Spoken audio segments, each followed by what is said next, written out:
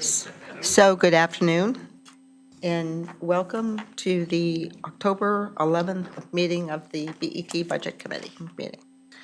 So we're going to start off with our first request for budget adjustments, and that is for ED1, which is the Board of Education. $42 million, $17,000 for an additional appropriation for Central Middle School. And so what we do know is that this project is now moving along in a good manner. And it's my understanding they're going to be going before Planning and Zoning next week. So this is not, I understand from our town attorney that this is not in legal order. And I was wondering if you could make a few comments, please.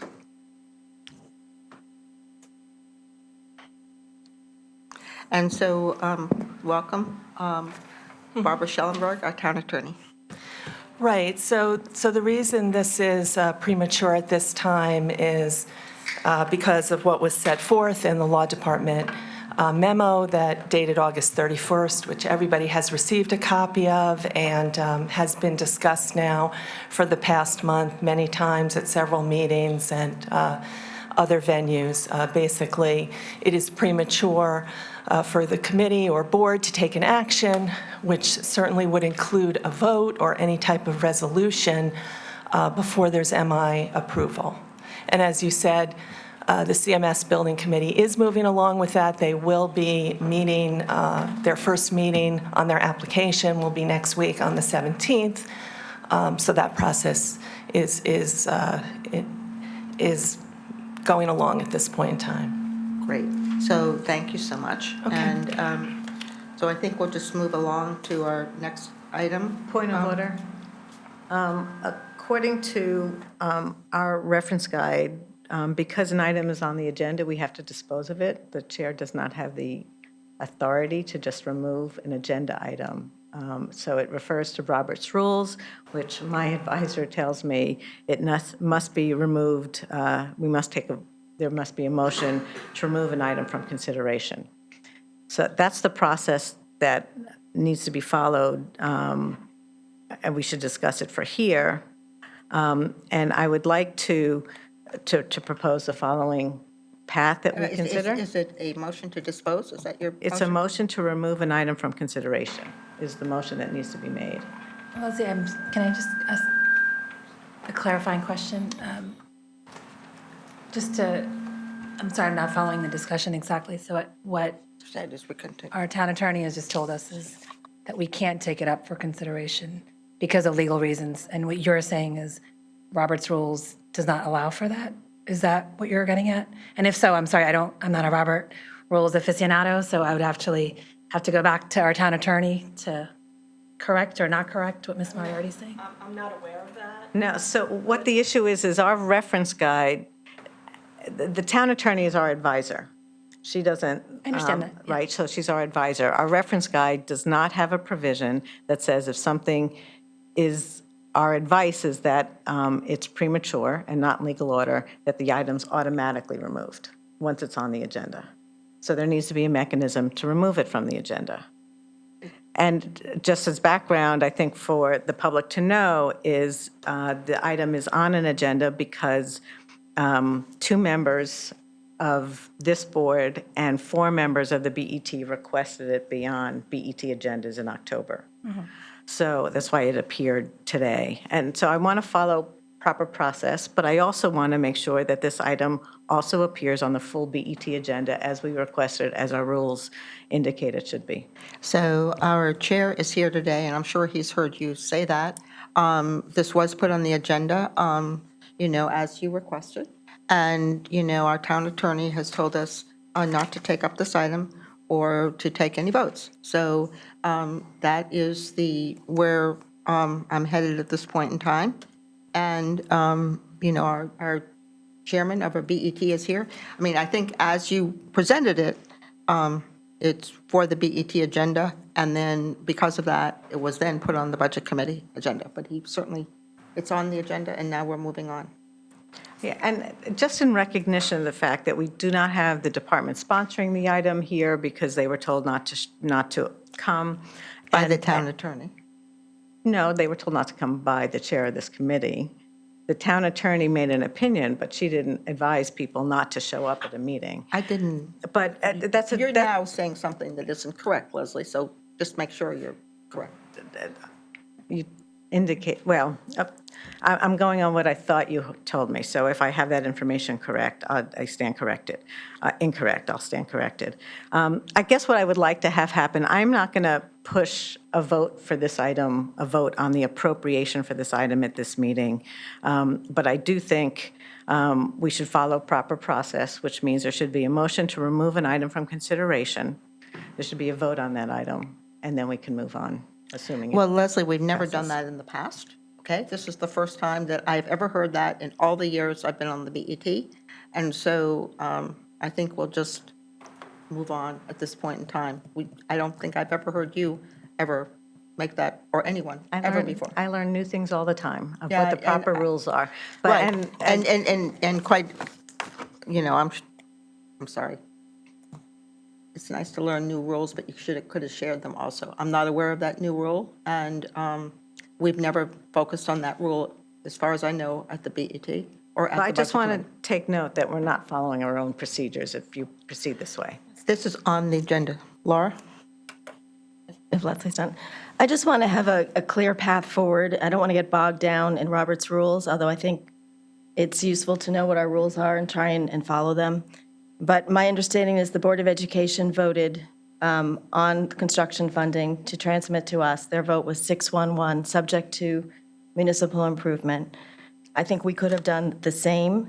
That was a motion that was voted on. But given the email that we got from Tony Turner based on yesterday's Central Middle School Building Committee, they're asking us to potentially meet after P&Z meets on the 17th.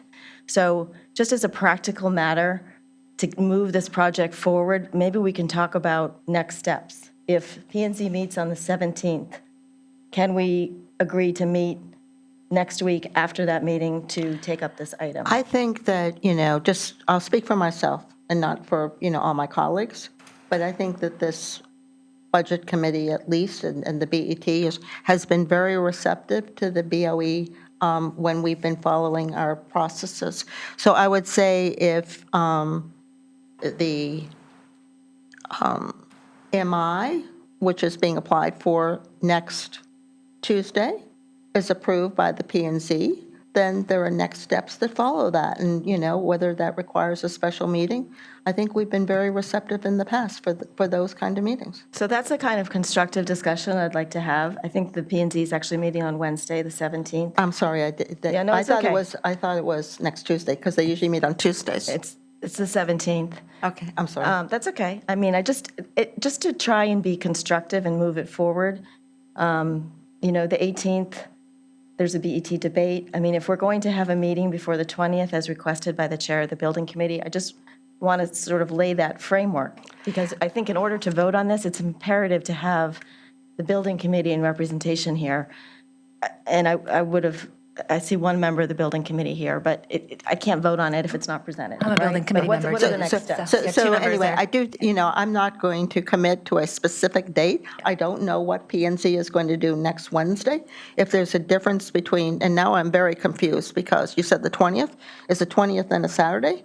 So, we don't hold any meetings on Saturdays. But, within reasonable, if MI is received, we've always been cooperative with the BOE and, everyone involved.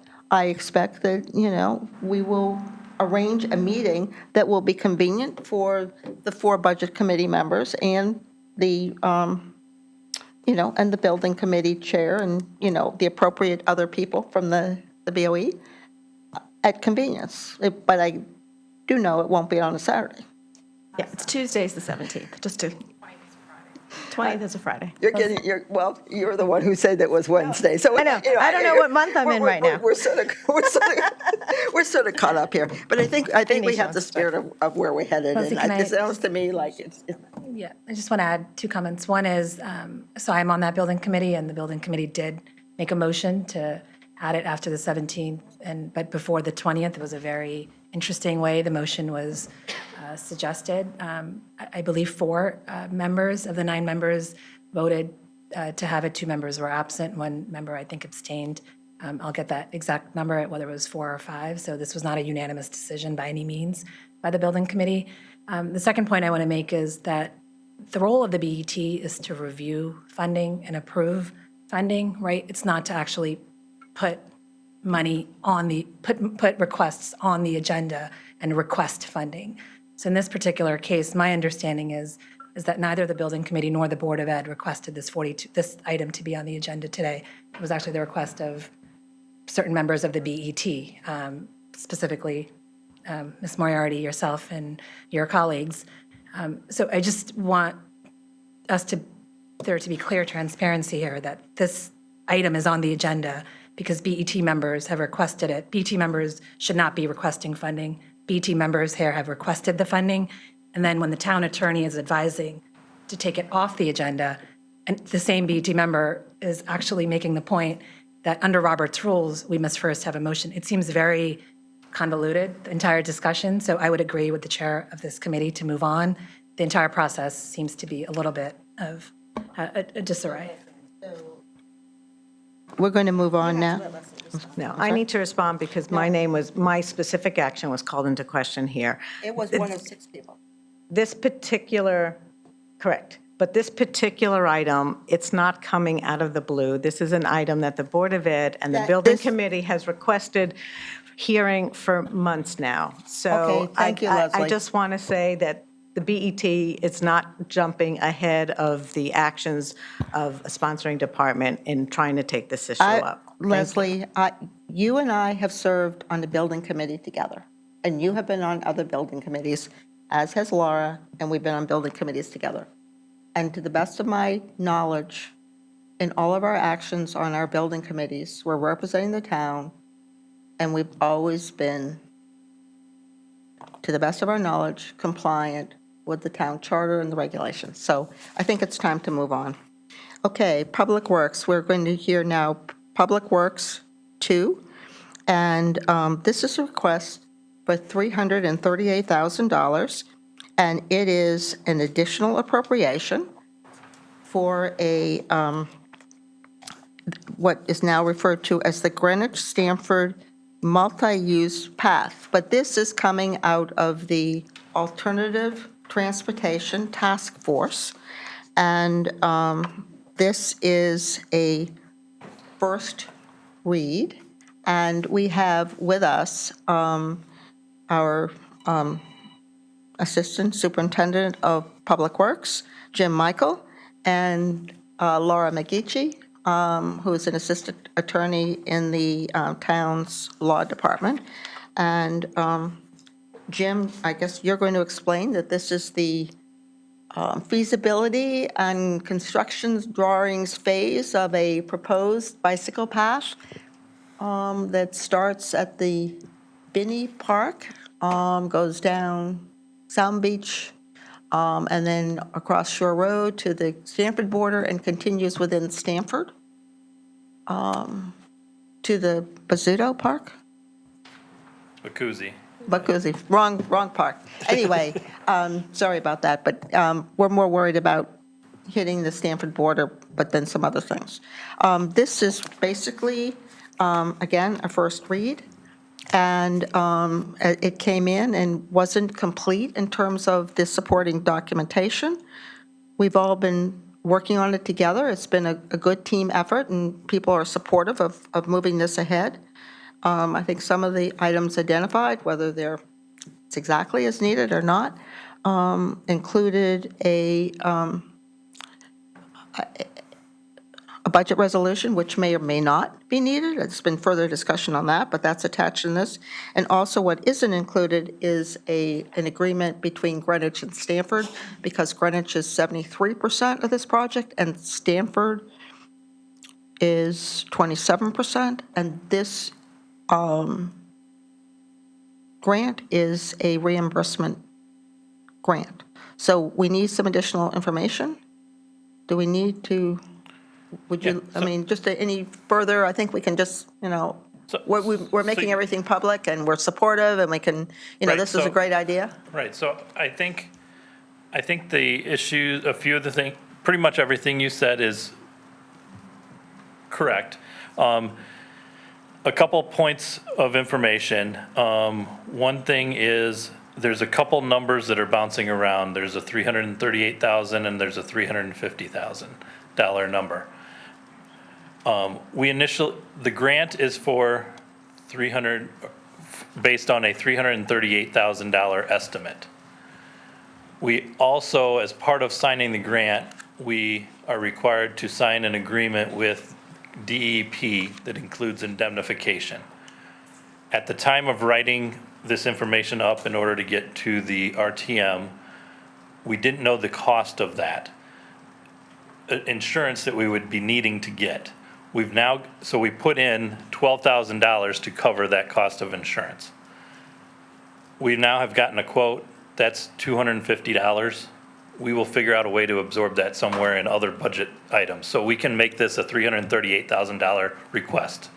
So, just so that that's cleared up in some of the questions that have come up here. And I don't think that was, to be honest, I don't think that was totally clear as it was presented to us, but now we understand. Thank you. So just to make that clear, yes, this did start out as a combined project between the Active Transportation Task Force, which is a group in Greenwich, which used to be called the Bike Task Force, and work with People Friendly Stamford.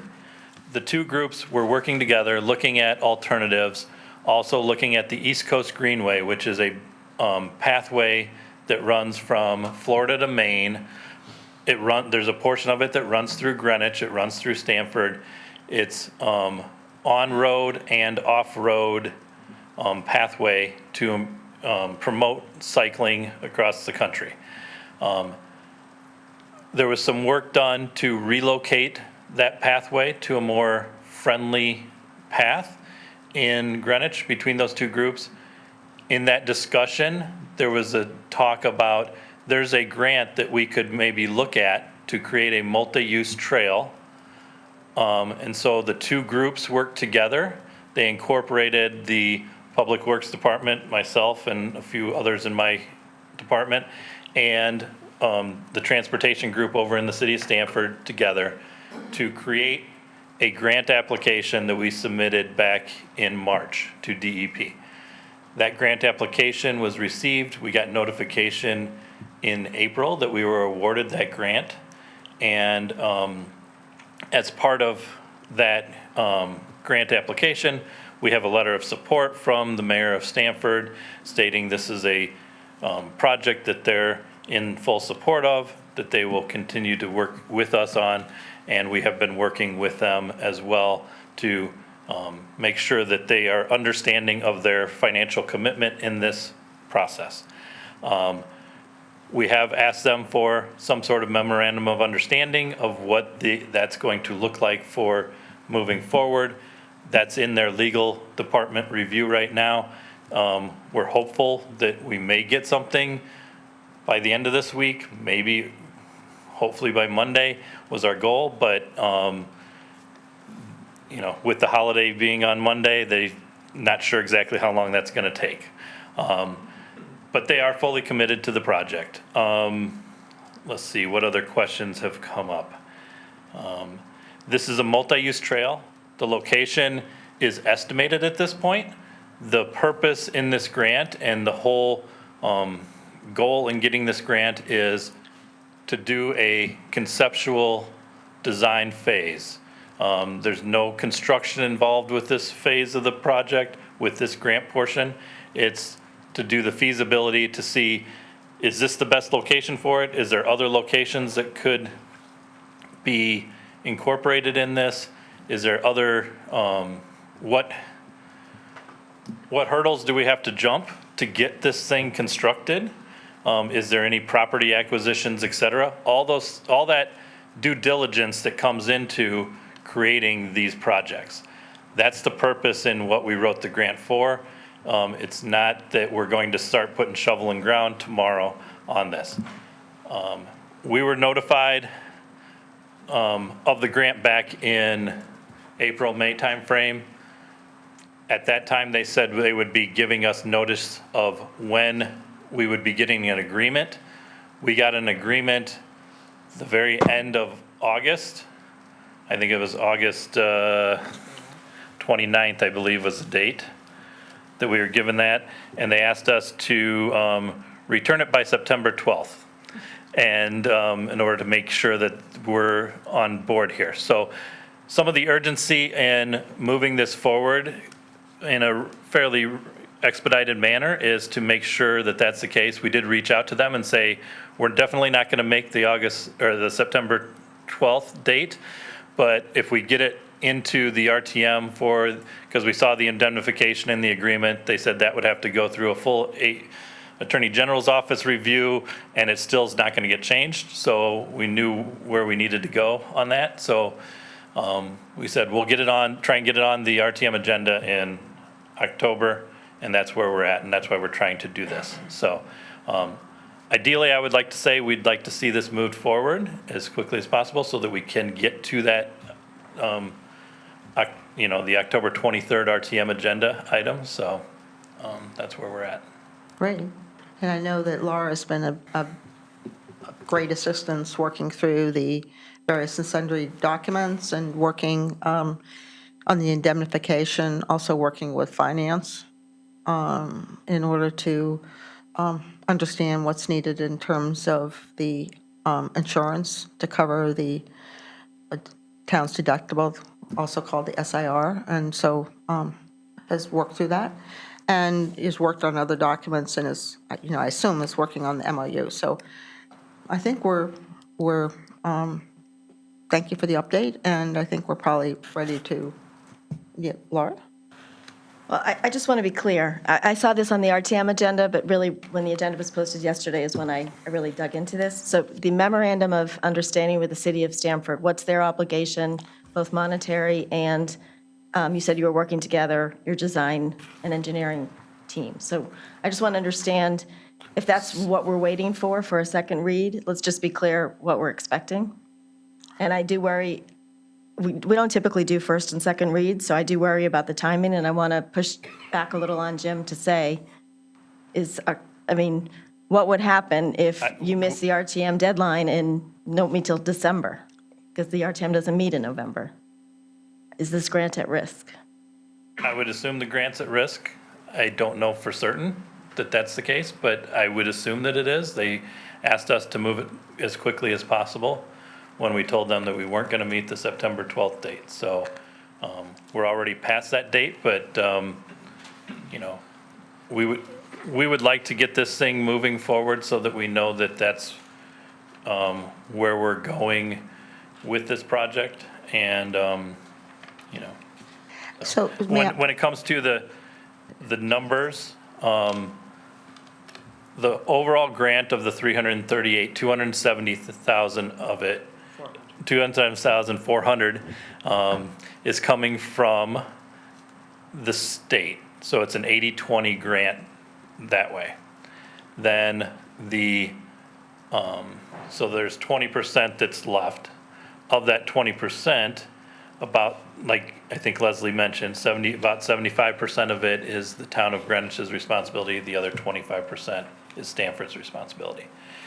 In addition, it's all a reimbursement grant, meaning we do the work, we pay a consultant, and then we get the money reimbursed to the town after we've shown those bills. So we haven't started the process of getting the bills. We haven't started the process of even selecting a consultant. So we have probably 3 to 4 months before we would even get to the point where we would even have a consultant on board starting the work and doing the design. But our concern is just making sure that we get the confirmation from the state that that grant money is going to be there available before we invest too much more time going forward. And the way to do that is to sign this agreement with them. So could I just follow up? Laura, have you been involved in the MOU with Stanford, or? what's- If I may, so Yeah. first of all, Laura McGeechee, I haven't had the pleasure of appearing before you formally. I've met a lot of you individually, so I just want to say it's a pleasure to meet you all officially. Second of all, it came up when we were in Law Committee last week, the request for a memorandum of understanding, because from what I understand from DPW has had all the interactions with Stanford and have a letter of support. And it was a kind of a joint grant writing, but Greenwich taking the lead because they have the majority of the path is in town, as opposed to Stanford. So it's 1.9 miles in Greenwich and 0.7 in Stanford.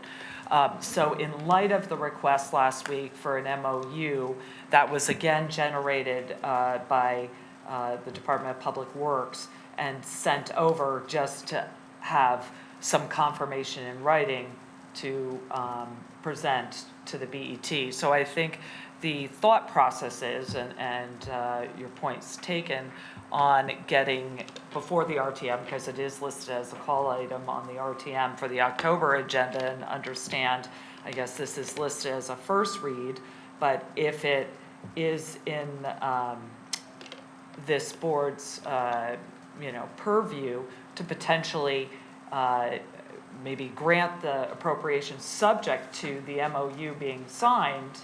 Again, I've read it, it basically details just what's in our memorandum. Again, subject to having that in writing before DPW or anybody else would actually sign the DEP contract is the thought process. But again, I leave that to this board. But that is the information I have, that it was just sent over to the Law Department, Corporation Counsel Office in Stamford last Friday.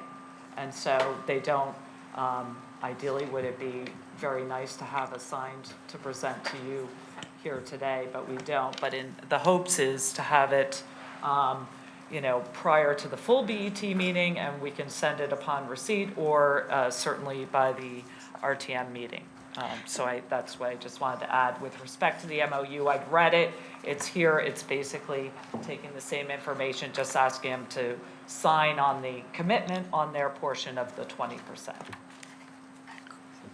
So I'd like to ask a couple more questions, since this is, number one, this MOU has not been presented to this committee. And as you know, we actually asked for a, signed agreement, not an MOU.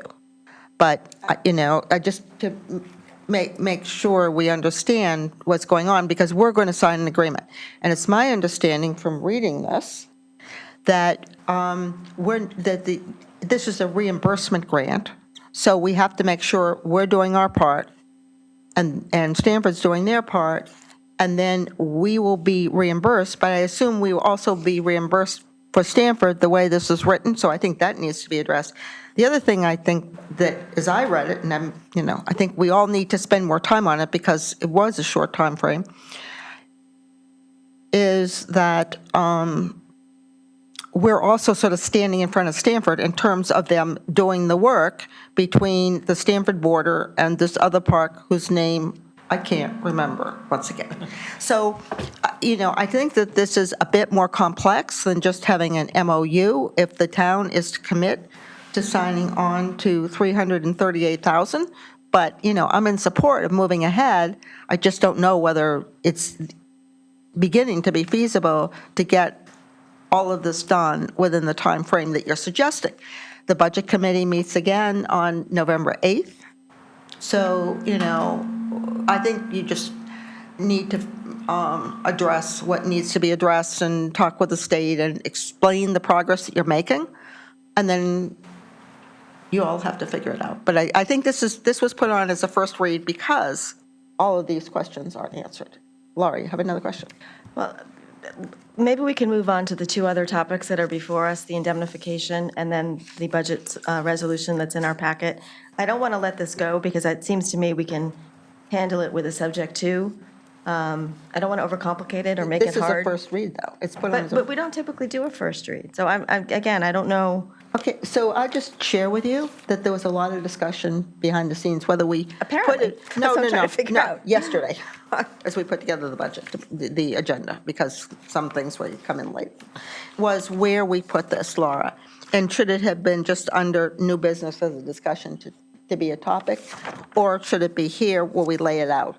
It was actually me who suggested it, that we put it here, because that way, at least people begin to get a feel for what we're laying out, but we could have done it the other way. Do you have another?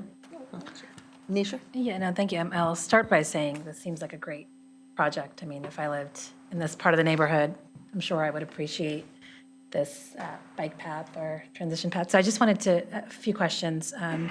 One is, I'm just trying to understand the timing. So you guys, the grant is for not just the 338, but also the second portion. Is that entire amount approved, or that's, you're going to, just want to clarify, it looks like to me the 338 has been approved. You're going to come up, The grant is only for, the grant is giving the town $270,400 for the $338,000 estimated conceptual planning stage. so does the state have any idea that it could be, like you gave us an estimate of around 4 million for this project, right? Which of course Greenwich will be responsible for 73% of it.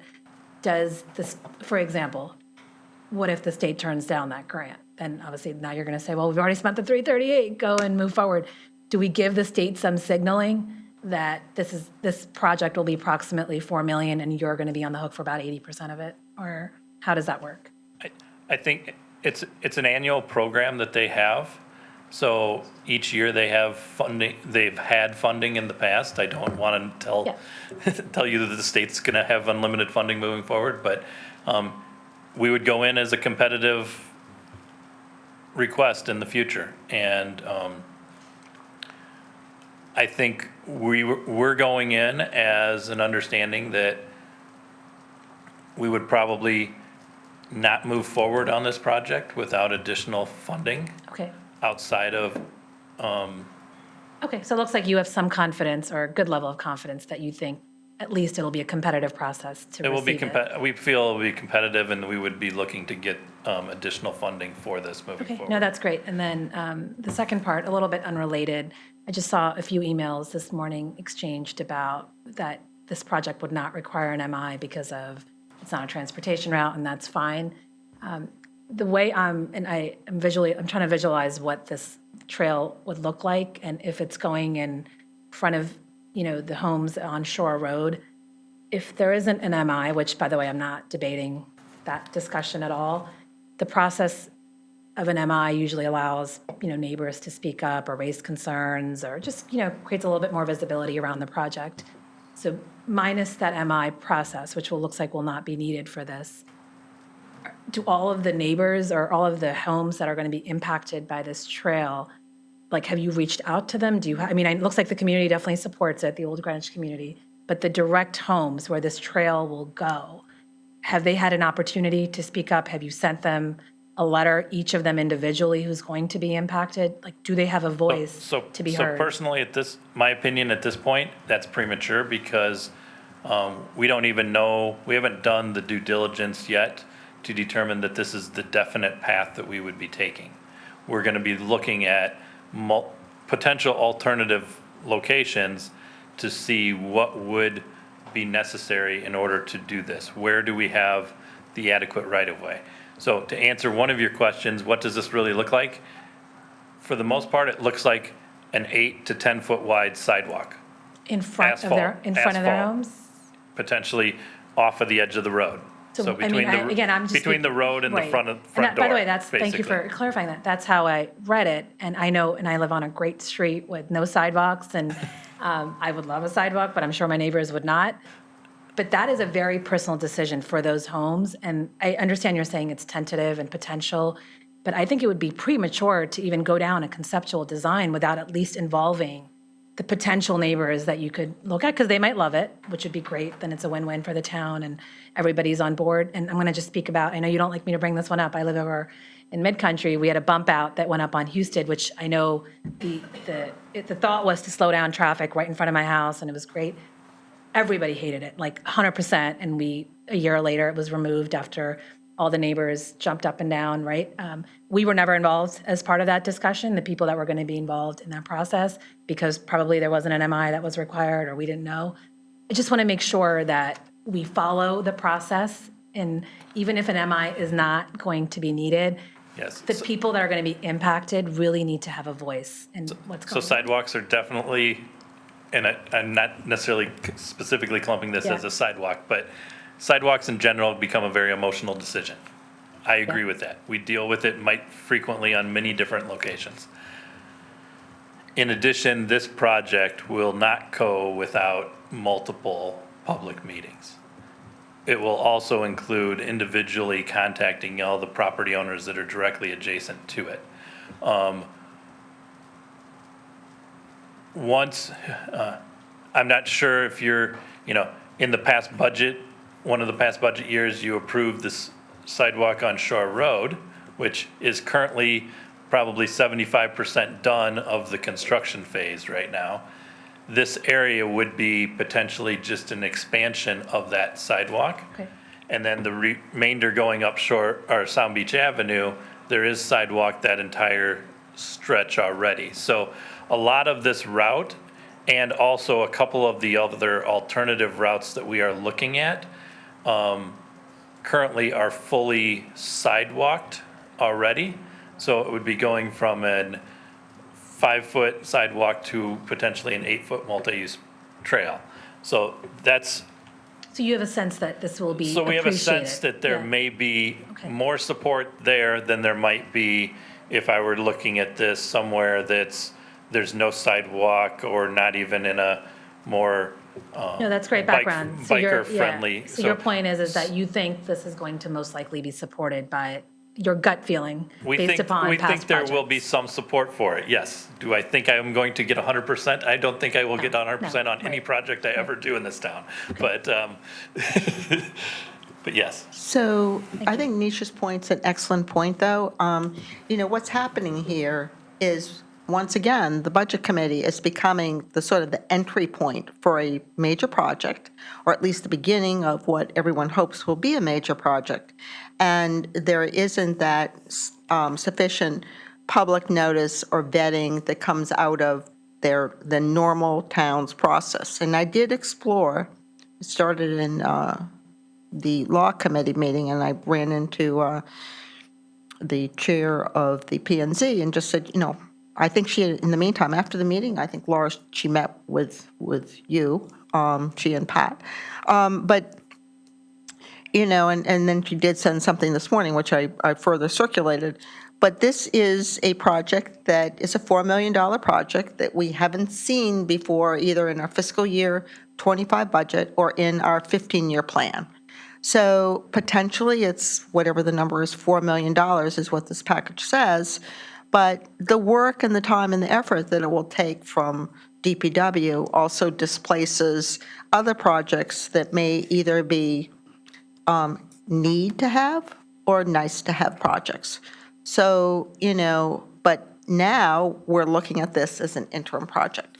So as we look at it as an interim, which we're all working on diligently to support this, we also have to think about, making sure it's documented properly. And, quite frankly, the advantage of an MI is that it is a public hearing, not just a public meeting, and that goes on notice, and on record. So there is an advantage to neighbors. And, again, it sounds like from what you've been saying and Nisha's saying that that's not necessary on this, but I just wanted to expand a little bit on the topic.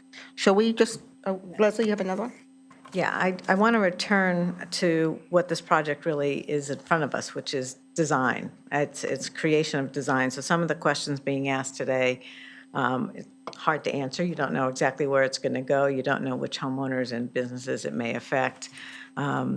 And that's part of what the funding is going to do for you. It's going to identify that, and it's going to allow you to interact with the public in a wider sense of the community.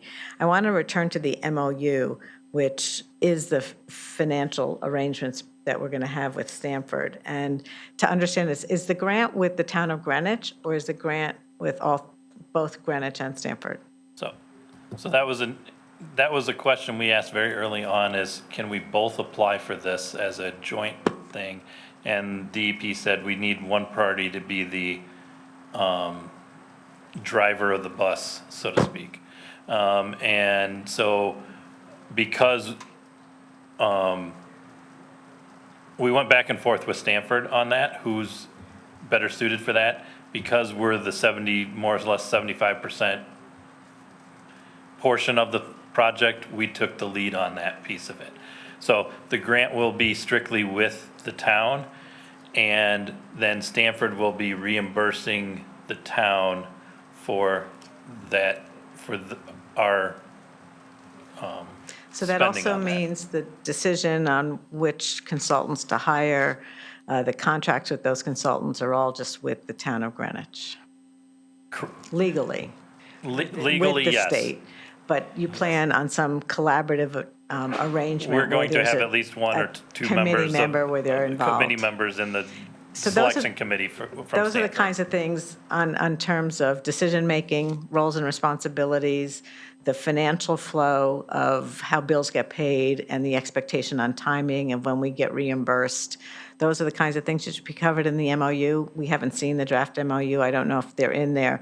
The particular risks that we take on with this project, I think, Jim, you pointed this out early on. This is a design phase. There's less liability types of risk in a design project. Certainly, if we move to a construction grant, and that's a different consideration, there are different risks that the town of Greenwich would be taking on if things are being built in Stamford. So it would be a little bit more complicated to determine in writing how you assign those risks and cover each other.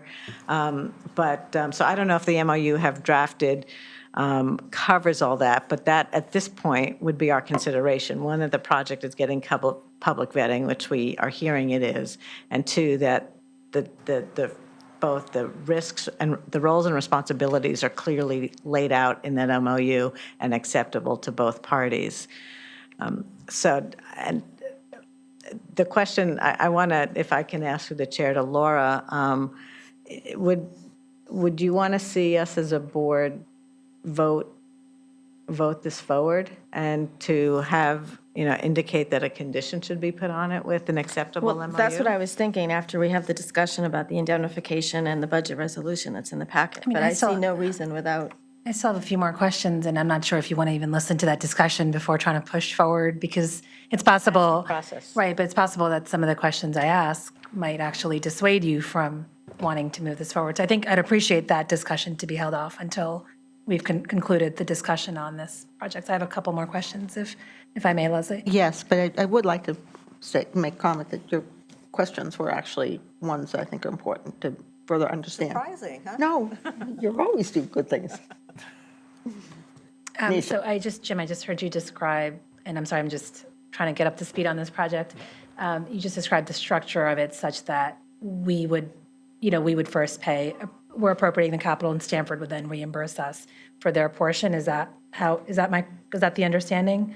Yes. So in that particular case, I'm assuming that the town of Stanford or their financial boards don't have to approve anything because there's no appropriation involved for their end, right?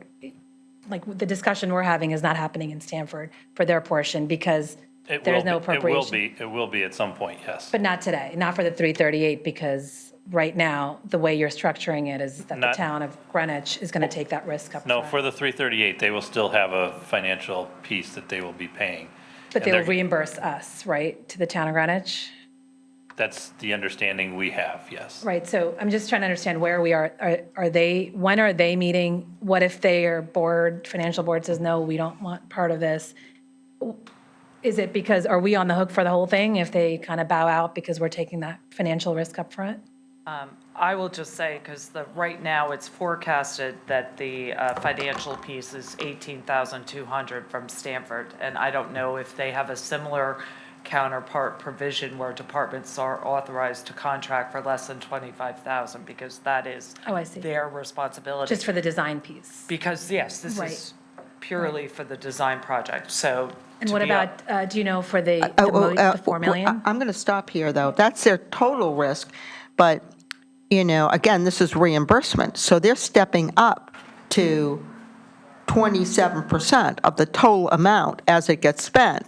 Then we ask to reimburse. You're only talking about the part that doesn't have to be reimbursed. I just want to make sure we clarify on that point. That's correct. So it would become over 25. The point is, do we know where they are before we're coming to, In our conversations, they feel that once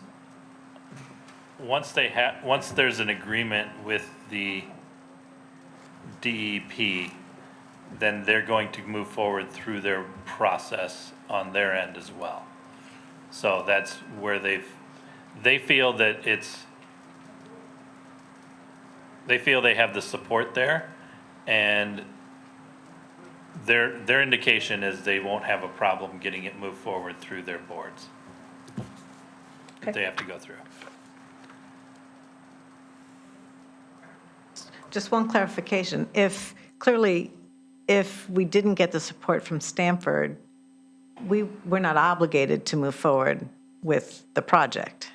If Stanford's not involved in the project, then we would have to go back to DEP and tell them that the portion in Stanford is not part of the project, which would probably negate the grant as a whole, and therefore not move anything forward. And at that time, we would say, we haven't started anything, we're not going any further forward. So, no harm, no foul, kind of like. So I think we spent a lot of time on this. We've learned a lot, so thank you. And I think this is, a great idea and concept.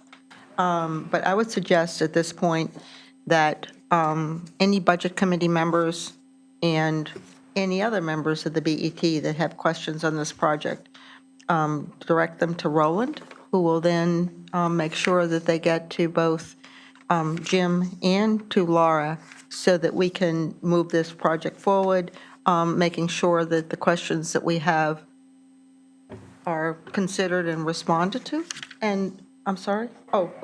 Anyway, considered and responded to, because I think that is the best way to, coordinate and keep on moving this forward. Laura, do you have something more to say? Well, I do, because I feel like we're putting a lot of obstacles in place to get a grant, and I just would like to dispense with the items that are before us. So if Nisha's done with her questions on substance, I would like to go back to indemnification and the budget resolution, just to get those questions answered. I fully understand and appreciate that we need a memorandum of understanding with our partner in Stanford, but let's remember, there was a press conference that was called. This has been well publicized.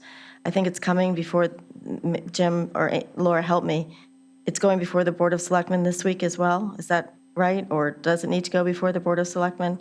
I just don't want to be a gatekeeper to free money, that, we want to support this. So let's dispense with the issues before us and then see if we can take action based on the subject too, would be my feeling. So as I understand, the only thing that's going before the Board of Selectmen is the indemnification agreement. Is that correct? Correct, the appropriation. So let's talk about the indemnification. So you have wanted, But it was also before the Board of Selectmen back when we went to apply for the grant. They did describe the project and vetted it there through the Board of Selectmen during the grant application process in order to get their support at that time. So and when was that, Jim? Just out of back in January, February timeframe. okay, thank you. And I'm happy to answer any questions on the indemnification, because as we have come to find out that, state and federal government is not willing to remove indemnification provisions from their contracts. And we have a detailed email when there's pushback to try and ask them to remove it, and they won't. It's, in essence, you want money, you want grant funding, you need to agree. But quite frankly, the risk of indemnification during this design phase is negligible. And I believe that the annual insurance premium is very reflective of that, of $250 for indemnifying the state for contractors to design this multi-use path and come up with plans. So I will say that we have it detailed in writing, that they are absolutely unwilling to remove indemnification, which is why we need to come before all of you to detail that there is an indemnification provision as part of this grant funding that needs the various board approvals. And if I could just follow up, I mean, I think I'll stipulate, we don't particularly like this language, but we have agreed to similar language in other projects, and we are insured against the risk, and at this point in time where the premium seems very modest. Is that correct? Yeah, I think the premium's negligible, absolutely. And it is, right. From my understanding, all indemnification provisions need to at least insure on the self-insured retention, and that is for the $3 million currently for the self-insured retention. And that I think you pointed out, just that I think it lasts for at least 3 years after the project is over. Is that correct? It was, for the contract completion is a 3-year time period. So the indemnification piece is for the length of the contract. Now, in theory, it could be done prior to the 3 years. In theory, in the contract, there is an option to extend for good cause the contract if for some reason the design is not fully implemented. So, but as it states now on the contract, it is a 3-year contract from execution, whenever that execution may be, subject to, obviously, Jim's probably better able to say whether you can come in under a contract date or if it potentially needs to be extended, where insurance would be in place for that period of time until completion of this design phase. So, do you have any more questions? I just wanted to dispense with the interim budget resolution that's in our packet, because I think this is something that perhaps is not needed, but I wanted to ask about it. And I will, again, just say, I'll put that back before the board, because there was a suggestion that this interim budget resolution may be necessary for DPW to accept grant funding, et cetera. But from what my understanding is now, there's standing resolutions, right, for regular occurrences.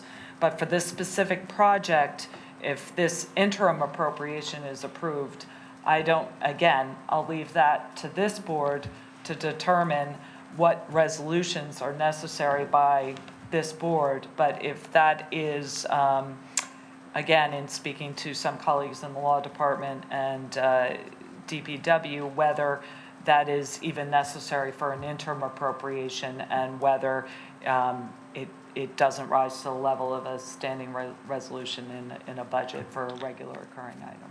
So I think we can redirect, if you don't mind, that question to the law committee?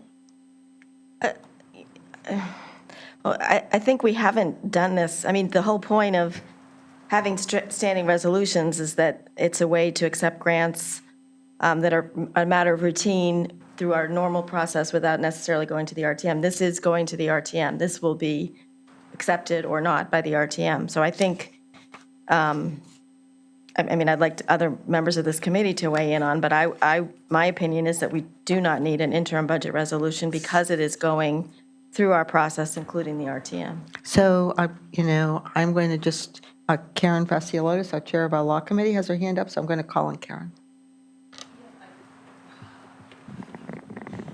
I think that this is different from the budget resolutions where we accept grants. This is really, we're paying up front and we're going to get receipt of the money afterwards. So it's not as though we're we're getting a grant of $350,000, we have to submit receipts to the DPW, or to the DEP, and, or whoever the grant is from, and then they would reimburse us.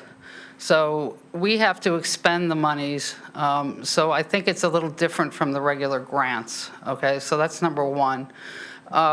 And number two, again, we can or we can't do budget resolutions. The question is this the start of a $4 million project, and do we want to just continue that going down the road, or do we just want to consider this as a standalone interim request that's not part of a bigger project? And I think that, there's two ways of looking at it, and certainly we can, we've had precedent where we've done just a $350,000 interim, no budget resolution.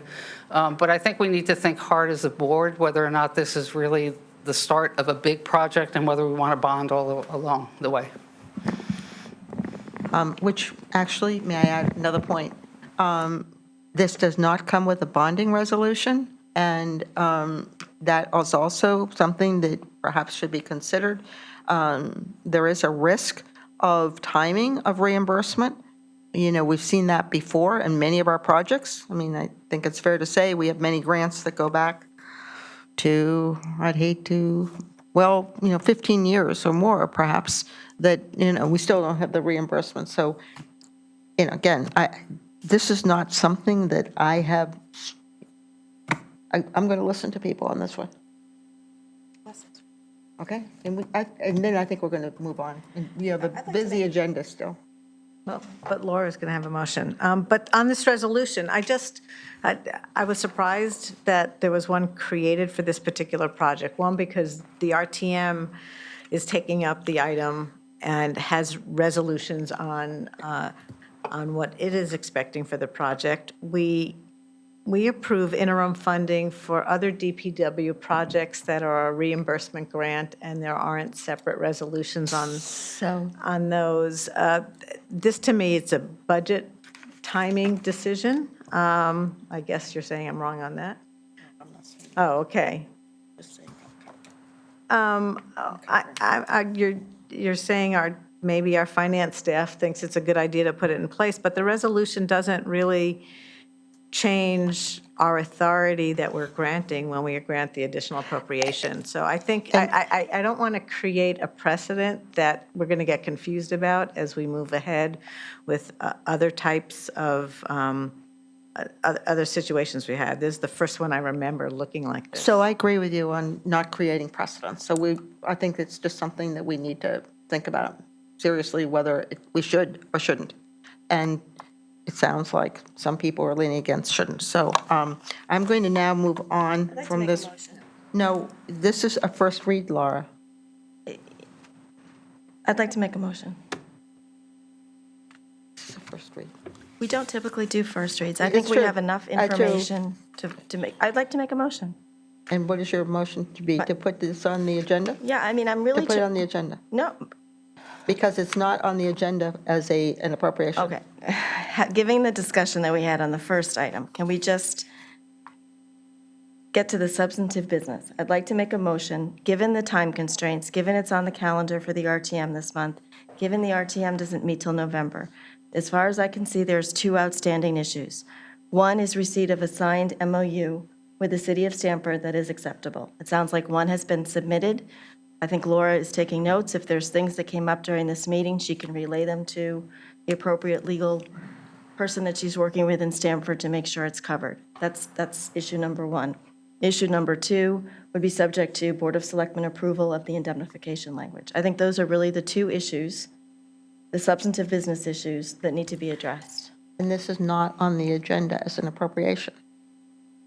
So I think your request is premature.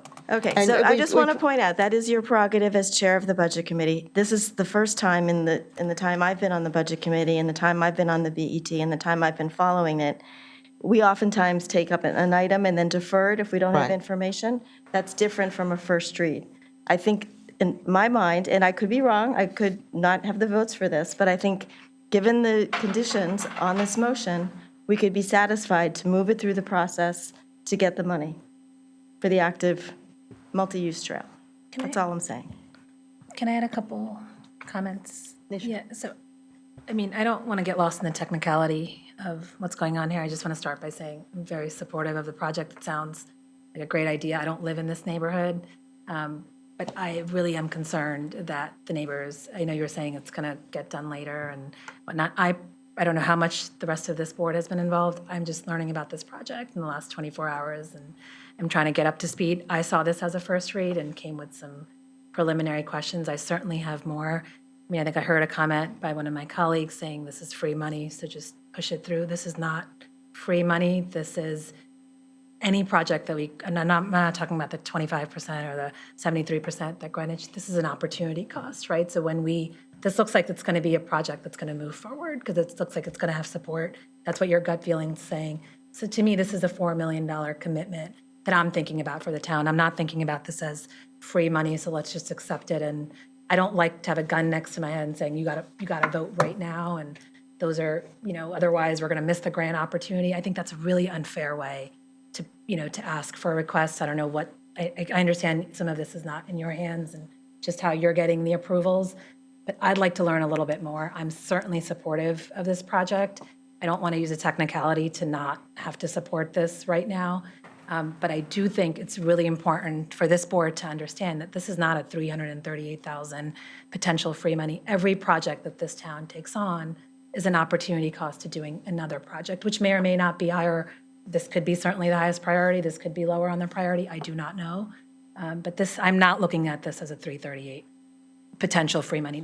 There is nothing free in this world. So this is not free money. So I hope you understand that. So I don't plan on, I don't know if there is a motion, not motion, I don't think we can, I wasn't prepared to vote on this. That's not how it's on the agenda. My understanding is it would not make it to the agenda. So Laura, I hope you understand this is not by any means showing lack of support for the project. I'm just trying to get up to speed on something I just heard about 24 hours ago, so. So, a further comment, we haven't seen an MOU. We don't, quite frankly, I don't find an MOU satisfactory for the fact that we have to both be responsible for this work in Stamford and that we have to front this additional $90,000 for Stamford. It's more like $90,000. And not exact number, but rounded. So I think it's premature to take this up. It was not the intent. I am sorry that we put it here, Laura. We should have, Pete Minarski is always right. Always right. Can I ask And he a couple- suggested that we put it in new business. Yes, Jim? One point of clarity. I know the number 4 million's been thrown around a lot. It's really a $2 million thing with a 50% contingency because we just don't have any clue exactly what it's going to look like at this point because we haven't started any sort of design. So I just want that as a point of record. Number two, my concern of, I think we can get a memorandum of understanding. I think getting a formal agreement with Stamford, getting it signed is going to be a challenge until we have a signed agreement with the state. Because if I'm Stamford, I'm going to be concerned about signing something saying I'm giving money to Greenwich when they don't have a formal agreement with the state. So I think a memorandum of understanding is a doable thing. I'm not sure that a formal agreement we can get completed before we have our agreement completed. So I think we can know that it's going to be coming, but I just want to make sure that if we're being asked to get something from Stamford, that what I'm being asked, I understand what I'm being asked to get, and I'm feasibly able to get that. Thank you, Jim. Again, Karen Fasciolotis? Yeah, we had discussed this in the law committee, and I do think that what Jim is saying is correct, that I don't think that he's going to be able to get a signed agreement with Stamford until we have a signed agreement, which is why we suggested the memorandum of understanding, so that we at least have some sort of agreement with Stamford, that they understand what the terms are, and that at the appropriate time, we'll sign the contract. I haven't seen the memorandum of agreement or a memorandum of understanding. I do think it's something that the law committee should take up, which, again, is something we should see just to make sure that all the i's are dotted and the t's are crossed. because they are going to be responsible for certain things, and they should be aware of it, and they should understand what they are responsible for, and we should understand what they're responsible for as well. And Karen, if I may just add to that, if that's okay, the chair recognizes. This memorandum of understanding, again, was just formulated in short order, so apologies if it hasn't been sent out. It was based on the request you had last week. But I will say, we did add, it's the intention of the parties to enter into a written agreement that will supersede this memorandum of understanding prior to work commencing on the project. So it is a memorandum of understanding that they are agreeing to the financial obligation that as set forth in the grant funding, which I think is the most important piece, and that they're acknowledging that we're the lead town with the DEP grant funding. But certainly, we will circulate the memorandum of understanding. Laura, I just think that, just, again, so that everybody on the board understands what we're doing, that it be circulated and that we have a chance to review and offer comments if we need to, so that it's firmed up before it's entered into. Absolutely. Laura, and does it address the work obligations too? Is it, again, it was my understanding, let's ask Jim, do they do their own work over there? Or are we contracting for the work to be done in the city of Stamford? Leslie, can I just suggest that the memorandum of understanding be circulated? Okay. That if we have questions, that we follow up on it. Okay. Because we can get into debate about what they're going to do and not going to do, but I think it's more productive if that's handled offline. Okay, so we will move on now, and we will move on to the Registrar of Voters. And as soon as they get that memorandum of understanding, it too will be circulated through Roland to all members of the board. Thank And you, any- Leslie. Just yeah, one last just- comment. I'd like the minutes to reflect that I tried to make a motion and it wasn't recognized.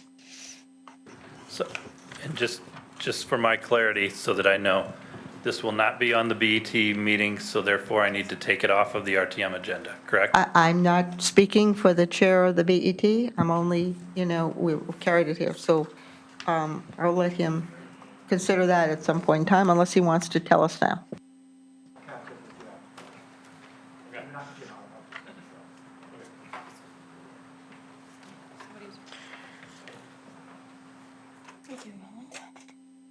What is this?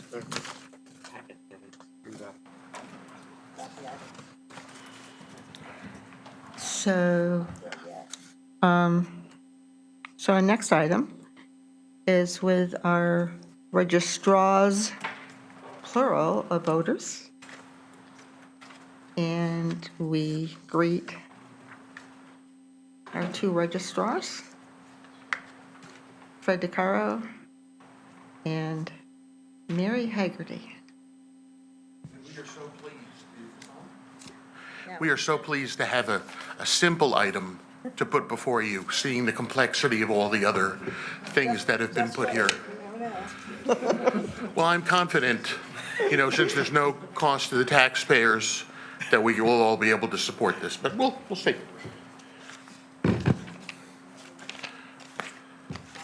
Are you looking for us to present, or, I'm sorry? Are you looking No, for- So you have given to us, and now I'm looking for the page. Your request for appropriation under an existing grant, and it's for approximately, well, the bottom line is that it's $122,700, and you're showing both some, we'll call it operating and capital? Is it, the first group is operating and the second group is capital, is that correct? Yes. And so the first group, can you just help us? I have been told, are some of these reimbursements to your operating department and others not? Can you just explain so we have this, and then we'll, Sure. hopefully there won't be too many questions. I think what you have given us is the details, a breakout of operating expenses and a breakout of capital expenses. So according to what you provided us, There's 41,700 in operating expenses and 81,000 in capital expenses. And the only thing I'm asking for of these numbers, I assume it's the operating side that will be reimbursements to your General town's fund. operating accounts. Is that correct? All of these operating expenses are? No, and actually, none of it would be a reimbursement to our operating account. We are putting the money back into the general fund, right? So we have already purchased, but under the grant can seek reimbursement, a new copier for our office, which is $6,528. And we have already expended the $2,000 on electronic locks. So should you approve the grant, that's $8,000, which we would not be spending, and we're not asking for that to go into our account. That money would be returned to the general fund. Roland, is that what we have here? I'm sorry. Yes. Yes. Thank you. Are there any other questions? No? So do I have a motion to approve? I'll make a motion to approve the use of grant funds of $122,700. And I'll second it. Okay, Ms. Moriarty made a motion. Ms. Aurora seconded it. Those in favor? That's unanimous, 400. Okay, thank you. I'm sorry? He was right, it's not complicated.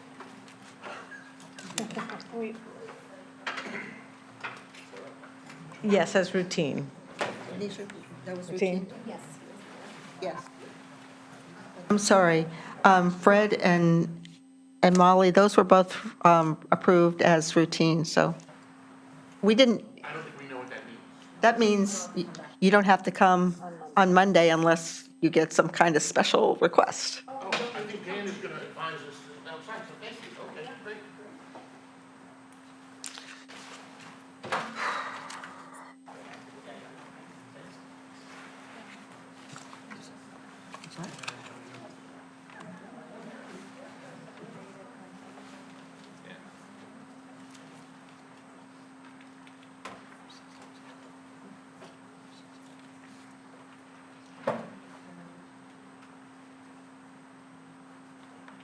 So we're ready to move on here, and we're now going to hear from ED2, Board of Education, $1,086,000, release of conditions. So I welcome James Waters, and I don't know, Superintendent, well, I guess I'll start, once you sit down and I see who's here. We don't seem to have enough chairs, do we? We'll fix that, don't you worry.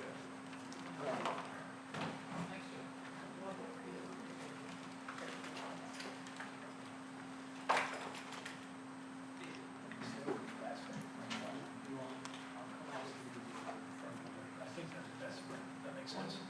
Yeah, come up when they use it. Oh, yeah. Okay, so we're welcoming to our table our Chairman of the Board of Education, Joe Kelly, our Superintendent of Schools, Dr. Tony Jones, our Chair of the Old Greenwich School Building Committee, James Waters, and our town's BOE Chief Operating Officer, Blaise Leviton. So, I think we're celebrating some good news. The building committee is following the town's process and has completed in one visit its MI approval by the Planning and Zoning Commission. So I give congratulations to James as chair of the building committee and all of the building committee members that are here in the room. And of course, I can't give this, comments without, looking behind here and seeing Dan Watson, who's responsible for the schools for our building and construction, at least we call it in the town side, and the team. So we are here to on this particular item to discuss the Old Greenwich A&E. This has been previously approved as part of our fiscal '24 budget process. It was approved as $1,086,000, and it was approved with 3 conditions on it. And Roland has provided these conditions, which, by the way, he copied the book, which had the missing era in it. So anyway, let me just read what it says here, and we've talked about this in the past, and this is not the same as we have elsewhere, was approved or in our minutes. Subject to release by the Board of Estimate and Taxation upon, the first item is actually approval of the municipal improvement. The second item is the completion of a BET independent estimate of the partial renovation of Old Greenwich School per October 2021 BOE ed specs versus a new school with an equivalent capacity at the same location elsewhere on the site if applicable. BET approval of an itemized renovation budget if the partial renovation estimate is greater than $24.5 million. So our purpose here is to talk about and move this forward. And I will just make a comment that, as I said before, MI approval has been achieved. But there were 2 other conditions. And I don't, are we prepared to move this on and waive these conditions, or do we want any discussion? Ms. Aurora, do you have any comments? I can make a motion to release the conditions for ED2. Okay, I'll second that motion. so a motion has been made by Ms. Aurora, seconded by Ms. Moriarty. Actually, I better do it here.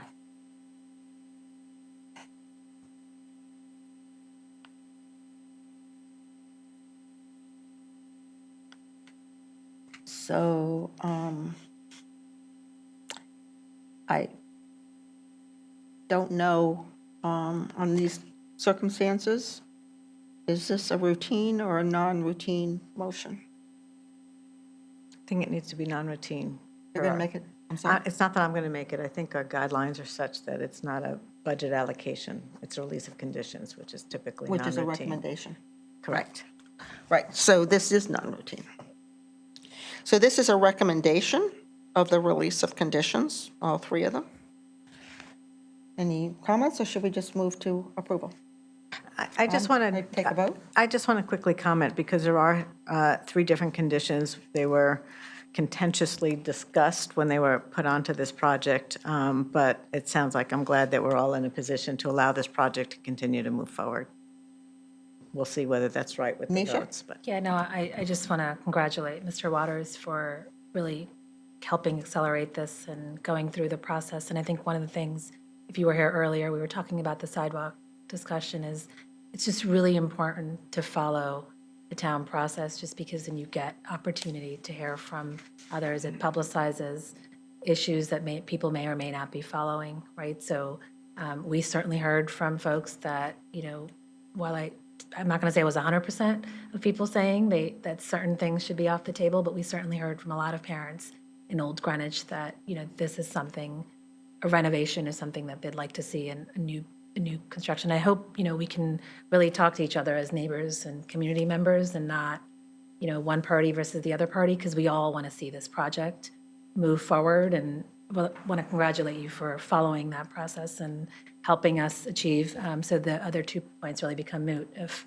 we're really going to go towards that. So, which is why I also made the motion today, and we really support this. So thank you. I mean, I will also add to that, the process is being followed, and I think that's why you got to the point where you did. And also, clearly very focused on the details of the requirements.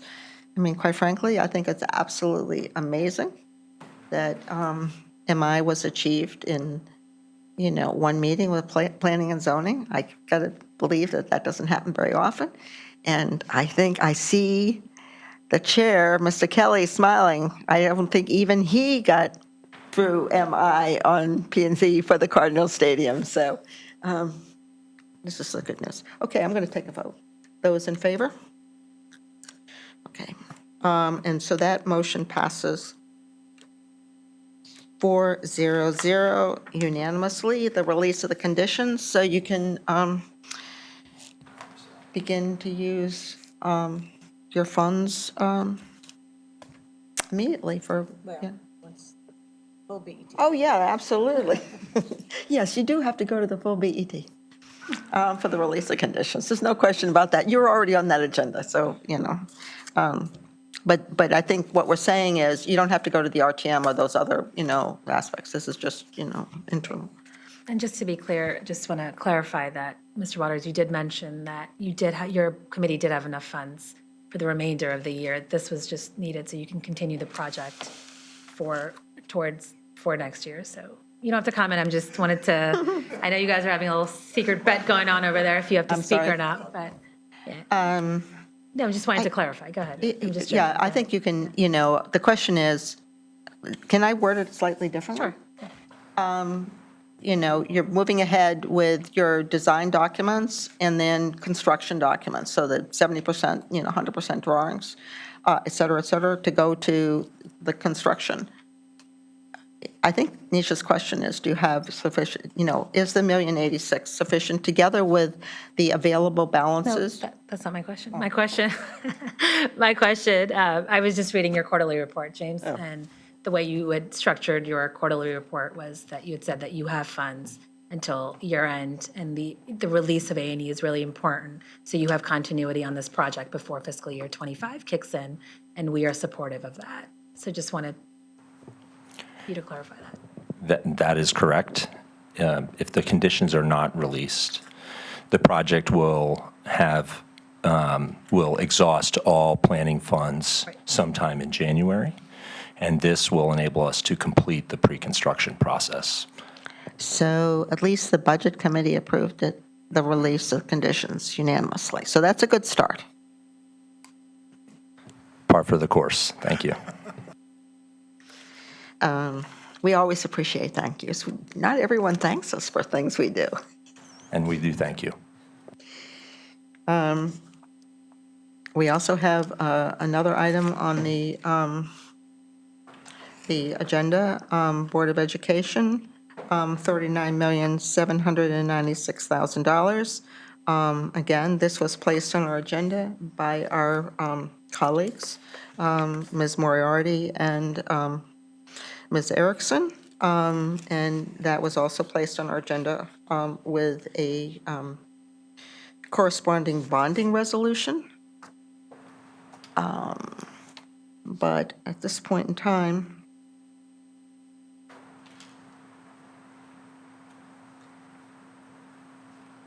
Ms. Moriarty?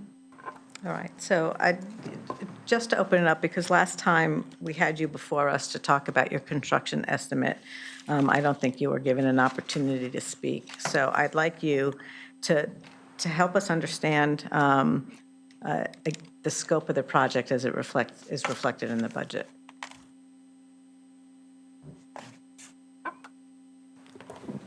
Yeah, thank you. So the scope of the project, as reflected in the numbers that have been provided, is based upon the unanimously supported ed specs, which were revised by the Board of Education in June 2023. The estimate that we provided to you today was also provided to you in June of 2023, which is an estimate conducted by two independent parties and reconciled together. One has representation in our room, which is our construction manager, Downs Construction Company. And the scope for the project is, as we've said on multiple occasions, at risk of repeating myself, our core focus is make this building ADA compliant, compliant with the 2010 ADA standards and enable us to resolve the complaint that has been filed with the U.S. Department of Education's Office for Civil Rights. Our plans have been submitted subsequent to our June meeting with you. They have been submitted to the OCR as required, as well as a timeline that articulates various scenarios depending on when construction funds are provided. Another key element of scope is installing building-wide HVAC systems and building-wide fire suppressant systems, both of which are lacking in Old Greenwich School. In addition, this project will remedy the sewer backup problem, which I think everybody has heard about and is embarrassed about. That happens as recently as Friday, September 29th, when you had sewage flooding into the school. In addition, in the scope of the ed specs is a new addition that will add 4 kindergarten classrooms and will not only provide more adequate spaces for various grade level instructions, it will improve circulation through the building, and will make sure we don't have classes being held in closets, and just also facilitate the phased occupied construction, which this project will entail. I'll just remind you that this project will have no use of modular units and no busing of students per the phasing plans that we are working on right now. So those are the key elements of scope at a high level. One of the things I would point you to is, and was discussed at length at Planning and Zoning, was the new front entryway. We've gotten a lot of really positive feedback about this. We are going to be taking out the front stairs at Old Greenwich School. We've been very clear with the public about that. We've asked for their feedback all along the way. I can't tell you one person who's told me they don't want the stairs taken out. And this will now enable somebody who has a disability or, is an injury and is in a wheelchair, will actually get to enter the front of the school at the same place that everyone else does, rather than by the dumpsters in the back. And, I think you're all aware that ADA is quite a complex thing to solve. We're solving it in many ways in this building, but there will be things like an elevator, widened door classrooms. They will be able to get to every grade level in the building unimpeded, which is certainly not the case today. So at a high level, I'll leave it at that. So thank you very much. If I could continue? Another question? Yes.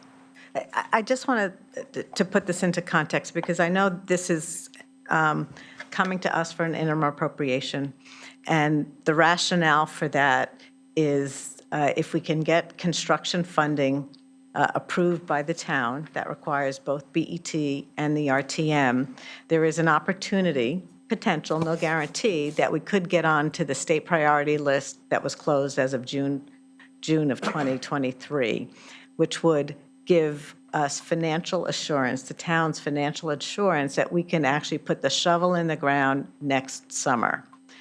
If we defer action on this item for future refinements of the budget or for additional information, we run a much greater risk of not being in the state's funding, in the state's current priority project list, which would mean that the town would face a decision next year of either going ahead with a project that's not state funded or no guarantee of state funding, and we're expecting over $6 million of reimbursement for this project, or we wait for assurance of that funding, which would mean we'd have another year's inflation in this project, which would be over $3 million or so.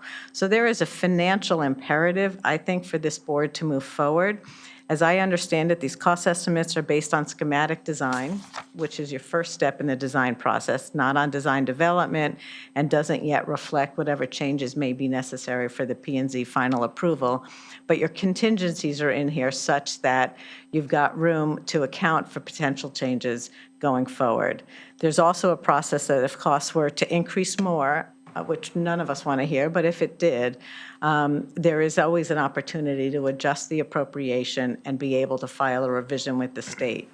So I think the decision for this board is we have this project, we have this need, we have this scope.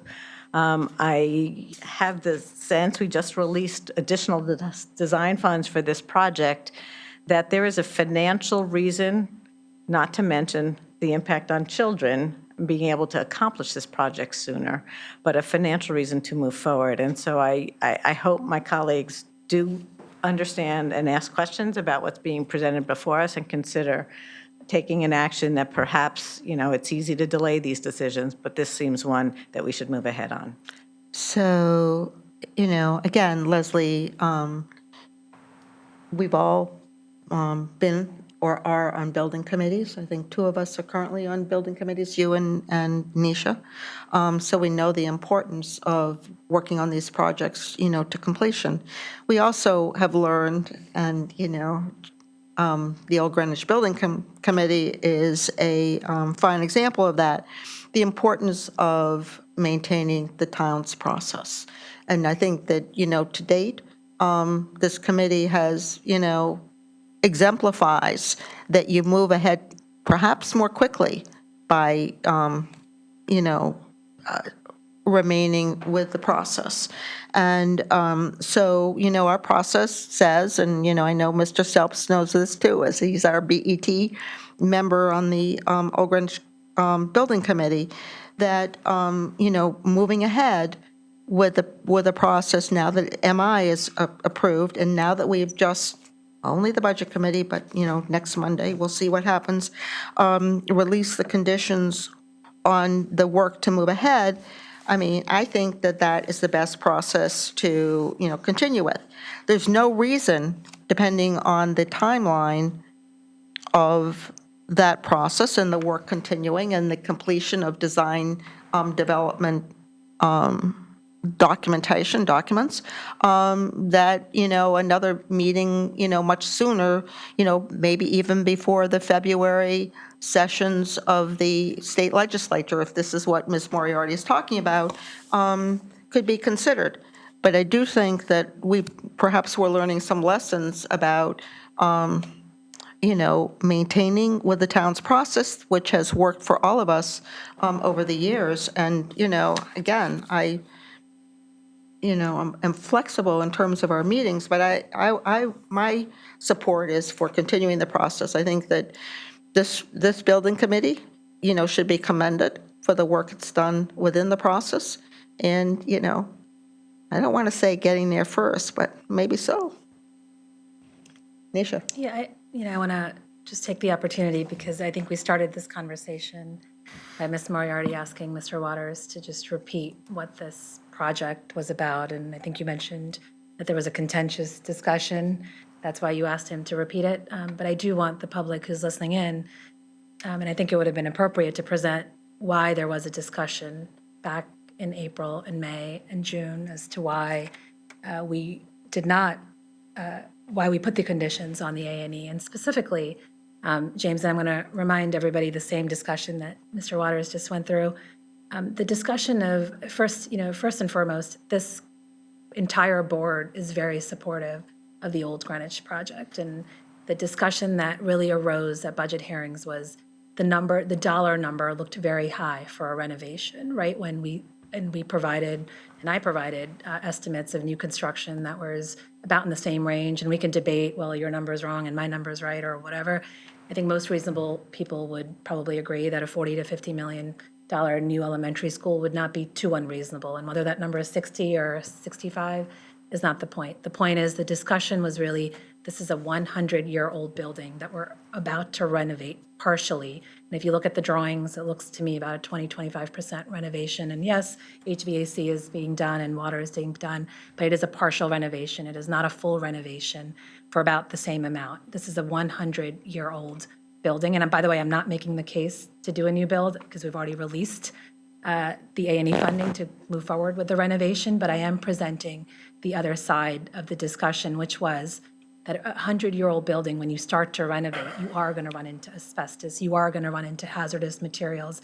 We have young kids in this school, and I'm not sure if the entire community is really understanding what this renovation is going to look like, especially consider it's going to be, a phased renovation where certain members of the school will be moved to one side of the school. The kids will be in this building when this renovation is going on and these hazardous chemicals are being abated. And there, make no doubt, there will be asbestos and other hazardous chemicals. And I can tell you, if it were my young child, I would not want them in that school. So I was giving a very personal perspective. It doesn't mean that we should not renovate or we should rebuild, but there was a real case being made as to why we should think about potentially doing it a different way. Even if we were going to do a renovation, could we do a full-blown renovation to make sure we get the kids out of there and do it safely? So I want to just start by saying that was the other side of the story. So it was not any lack of support. It was just the opportunity to make sure the public was aware that, that was the other point. I do have some questions, James, for you regarding your report. And I didn't ask these back in budget hearings because, to me, this project, I had other questions regarding if we were looking at it different ways. You mentioned that there were two estimates. One was done by Downs, the construction firm that is behind you. I'd like to know who the other estimate was, and I think you mentioned, I don't remember the name of the firm. I'm less concerned about that, but what the relationship was of that second estimate on this project. PMNC out of Boston. And they were recommended by the architect, is what I understood. Correct. So, and I'm just, again, I'm talking about my own personal experience of when I do, and when we talk about independence, a true independent estimate is somebody who's not involved in the project, whether that's an architect or a CM, requesting a third party that you know is still a direct relationship. And I just want to clarify, to me, there has not been an independent estimate on this project, but that's okay. In terms of Downs construction, I'm reading your report, you said you selected them on April 19th. Can you just explain to me in the RFP process how many firms responded? And, looks like you guys went with Downs. Were they the lowest, or what were the other bids that we reviewed? And I'm sure that's all public at this point, but I haven't had a chance to review. You would have to, we'd have to talk to purchasing about how that, all the other bids, I don't have that at my fingertips. How many firms did you guys interview? I think it was 4. 4, and was Downs a unanimous selection with the building committee? Yes, every vote in the building committee has been unanimous, and they haven't necessarily been aligned, but we work to get consensus consistently. And the one thing I would just say is that Downs was selected because of their expertise, to your earlier comment, Yep. on phased occupied renovations, which are completely safe, Right. and which we have discussed at length with the parent community. And explained how that would work. And we'll have, as we get closer to construction, we'll certainly be talking to them more. So as part And, of the, by the way, that wasn't my question, James, the real question I was really, and this is I'm sure you've selected a great firm, and I'm glad to hear it was unanimous. By the way, I will tell you, committees where there's discussion and often not unanimous votes are also good committees, because that means discussions are going on. But my real question was, in terms of selecting Downs, when the $39 million, that the estimate, was that provided as part of the RFP, or at that point, the RFP was solely just to select the best It construction was manager? not. It was not. So really, right now, the estimate of $39 million is being provided by your construction manager and this independent firm that the architect has recommended? That's correct. Okay, all right, thank you. So just to add to Nisha's remarks on that previous meeting, the other issues that were brought up were, in terms of looking at O versus, or restoration, we'll call it, versus new, were the points that you brought up, the fact that the skin of the building is not being upgraded as such, the windows weren't all being redone, the roof, et cetera. So, I mean, there are those things, but, we've got that behind us, and, I think we're moving forward. My own, leanings are to continue with the town process. I think it's served this, building committee excellently.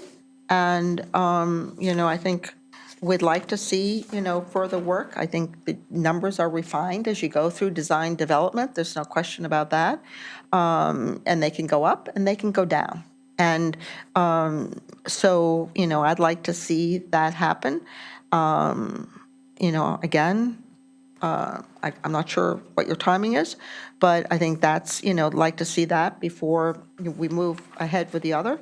But with the focus your committee has done, I see you continuing to work smoothly and swiftly, we'll call it. And is this a correct approach? I mean, can you work smoothly? And no, I'm going to ask, I'll come to you. I wasn't sure if you were asking questions. Smoothly and Are swiftly? you giving me a softball? No. Look, this building committee, and I appreciate your congratulations on MI, which is not deserved to me. It's deserved to our team, right? And I mean our volunteers on our building committee and our professionals that we've hired, right? This is a high-performing group. I promised the RTM a year ago that I would work to make sure it was a high-performing team, and we've done that. We will continue to do that. Now, to your question, right now, we are going to finish the design development process around the end of the year. We will then move right into construction documents in the new year. We anticipate having construction documents completed approximately April. At that point, this project will be ready to go out to bid, at least if we have construction funding to do so. Otherwise, this project will be delayed for at least a year. And I will just say Ms. Moriarty's numbers are correct, that based on the estimates that we received and provided to you in June, if this project is delayed a year because we don't have construction funds and therefore can't run through the state processes, the escalation is estimated to be $3 million, and our latest thinking, which we again have not been able to check with the state because the state is not interested in talking to us until we have construction funds behind this project. Our latest thinking is that state reimbursement would be roughly in the magnitude of 15.5%, $6.5 million. So you should also be aware that we have discussed at length with the state delegation about special legislation. We have, their support. They want to help us. They said, look, until you guys get construction funds from the BET, our hands are tied. So we have been working ahead on that. And so as far as, the simple answer to your question is yes, we will continue to move swiftly and accurately as we have.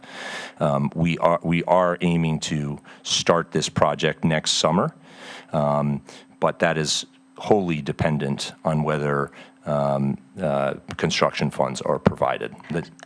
So I want to ask, there was I think a disparity, or maybe I didn't understand exactly what you're saying. You're saying the state won't talk with you until April, until your construction drawings are complete? Is that what you said? No, I'm asking. I wanted to understand what James was saying. Well, so you're saying No, I don't know where I'm April not saying, comes from. I'm asking you a question. Yeah, so what we have found, and the Board of Ed has found, and I'm happy for them to chime in with their perspective as well, is that we have reached out on numerous occasions to now it's called the Office of Grants Administration, and we have not found that they are willing to really discuss the details of our project and set up a time. We've requested it on multiple occasions, and our thinking is that it's because they know we don't have construction funds, and they would rather spend their time on projects that do have construction funds. Would you change? What would you change? That's accurate.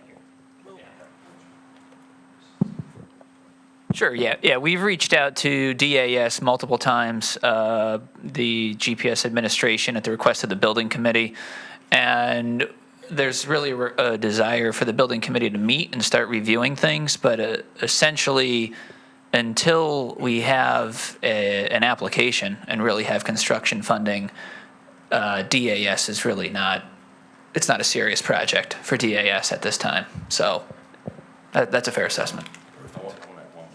Of course you do. This is why this is important. We have assumptions. We have professionals who we think are very good, right? And the building committee has looked at all the plans in a lot of depth. Hundreds, thousands of volunteer hours. We are making assumptions on what will be deemed eligible by the state. We can only make assumptions until the state gives us direct guidance on our submission. So it's, well, this board will do what it deems is the interest of the town, in this case. But the sooner we are able to start talking to the state with a fully funded project, the sooner we will be able to lock in what our true reimbursement is and to make adjustments in our design process to make sure that we maximize our state reimbursement. Until then, we can keep designing, but we will not be able to get that feedback. Thank you. Laura, I think you're next. Leslie, can I just? Can you? There we are, we're on. Might not be timely now, but can I make a comment at one point? Yeah, whenever you want to make it. Oh, I can anytime? No, Like you now? have to be careful. You can't Thank interrupt you. us. I just want to emphasize on behalf of the entire Board of Education that, as you know, we voted on this unanimously, and this was a very, very informed board.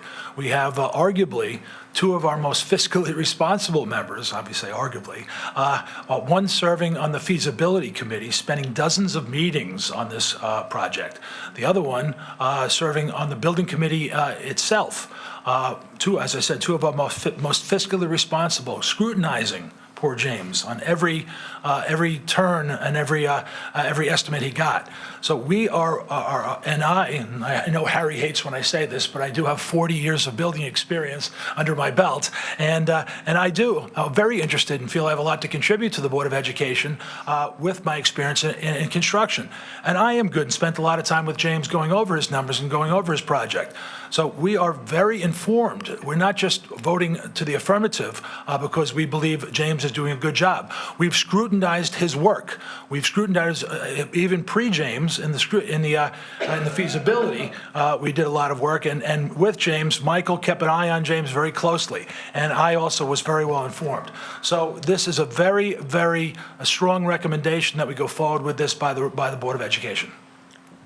Thank you. Mr. Kelly? Laura, no, I'm sorry about interrupting you there. Yeah, no, that's fine. I'm happy for Joe to weigh in with the vote of the board. I think that's a real testament to the support of the project.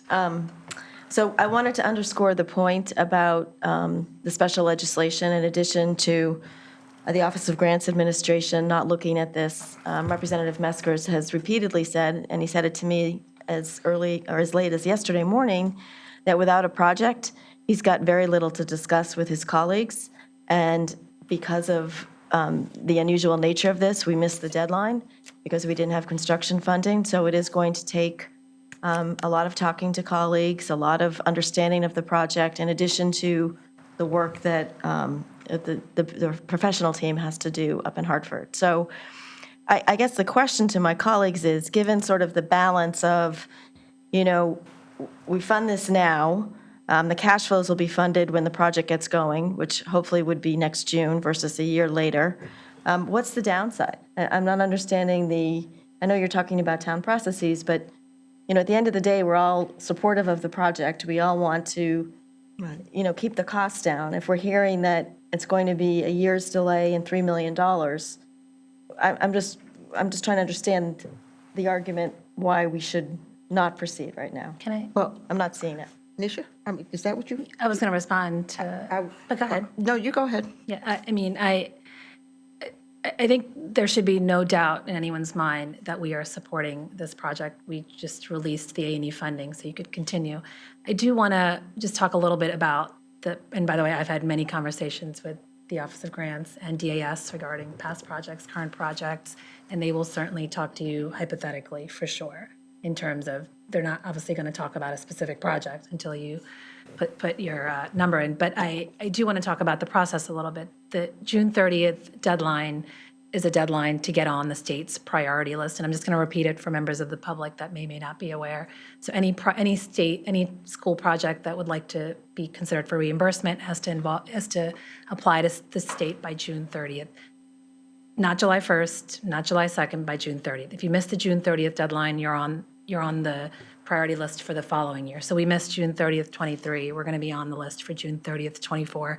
I know, James, with you spearing this committee, we're going to get there for sure, right? So June 30th, 24, it should be for consideration. Now, one important thing to understand is, as projects are being submitted to the state for consideration to get on the priority list, it's not first come, first serve. So if you go in October versus November versus January, the way the state looks at it, and I have a very personal view of this as well from a legislature side, is that the state reviews all of the projects that come in as of June 30th. That's what the state's doing now, between July and August and September, looking at all the projects that did meet that deadline, right?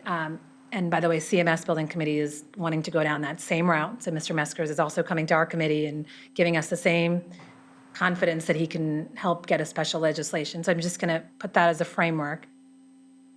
Once those projects have been reviewed by the state legislator, the governor, the DAS comes up with a list. The governor then reviews this priority list in December. Whichever projects make it would then get approved in March or April, and then, the next cycle starts for the following year. Until a project is approved, you cannot break ground. You can, of course, take the risk that you might not get the reimbursement, but that's the following process. So had we submitted in June 30th, we would be on the priority list, would be consideration for priority list this year, approved next year, and we could break ground next summer. I think it's really not in the right spirit to tell the community that we're going to bank on this special legislation. The funding is only one part of it. Even if we were to give the funding today, Mr. Meskers or our three legislators would have to go through this exercise of getting a special legislation through, right? So now what does that mean? Special legislation means you're asking the state to make an exception, right? We missed the deadline. We have an emergency where there's something that is pressing that we need to get this special legislation done. Next year it's a biennial budget for the state, so the state legislature does not meet until February. So no one is in session. There are no committee meetings going on right now. The idea that we're going to now get legislators together to have a special it could happen. I'm not saying it couldn't happen. So Mr. Meskers came to our committee a couple months ago and gave us the same discussion. And I asked him, how many times has the special legislation been used? How many times have you asked for a project to get on a special legislation? What kind of considerations does the state look at for a project to get special legislation? He couldn't answer any of those questions. He has no experience. He's never done this before. Doesn't mean it can't be done. Mr. Meskers did reach out to the state at our committee is asking, saying, these are emergencies. This could be an emergency application. And the state did write back to Mr. Meskers on June 23rd, and I'm just going to read a quote directly from the letter that the state responded to Mr. Meskers. Quote, Greenwich has requested an emergency application which is not within statute except for specific circumstances that are outlined in CGS 10287B1. In statute, the only authority related to an emergency is for DAS to be able to waive competitive bidding requirements for a project that has already received grant commitment, which Greenwich has not. Missing deadlines does not constitute an emergency. And the reason I bring this up is just to not give the community a false hope. Mr. Meskers has already asked for this project and the CMS project to be considered as exception handling in case of an emergency. And the state has effectively said no. So it doesn't mean that we can't request a special legislation, and we certainly can. But the idea that we're actually going to get approval or even consideration, a town like Greenwich, for a project like this is not very likely. It doesn't mean it couldn't happen and we shouldn't pursue it. But I do think, again, going back to why you're here today is to ask for the next step of this appropriation. I think the more balanced and fair way and transparent way for the community is for you to move forward, understand what this project is going to cost, get further along in your design, go out and get those bids. And that 39, James, could be 37, it could be 38, could be 42. We do not know. And then come back to us and say, listen, this is the actual funding that this project requires. Come to us for approval and apply on June 30th and the normal process deadline. Because most likely, that is what the process is going to be. And most likely meaning the chances that we get approved for a special legislation is close to none, simply because we've never done it before, and the state has already indicated very clearly in writing that this is not an emergency. So I'll just add one Leslie, thing. can I just add one thing, if that, it's timely? Oh, you can go first, of No, no, no. course, because You you're in can go charge. first. I Mr. can go Kelly. first. Thank you, thank you. I guess my concerns are, as I came before you last time, I was convinced, or let me say that I have supported all our building committees and building projects aggressively and equally throughout as the chairman of the board. And in this case here, I spoke to leadership, both of your group and the town, and at one point last year, in coming before you, they told me that the most prudent financial thing to do would be go one project at a time, one project per year. And I guess in a way I reluctantly agreed. It makes sense. We want to manage it in a way, major projects, that is, of course.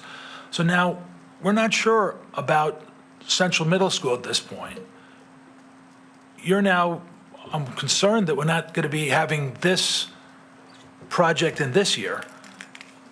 If both projects are moved to next year, then we're only doing one project a year. That's the prudent way to approach this.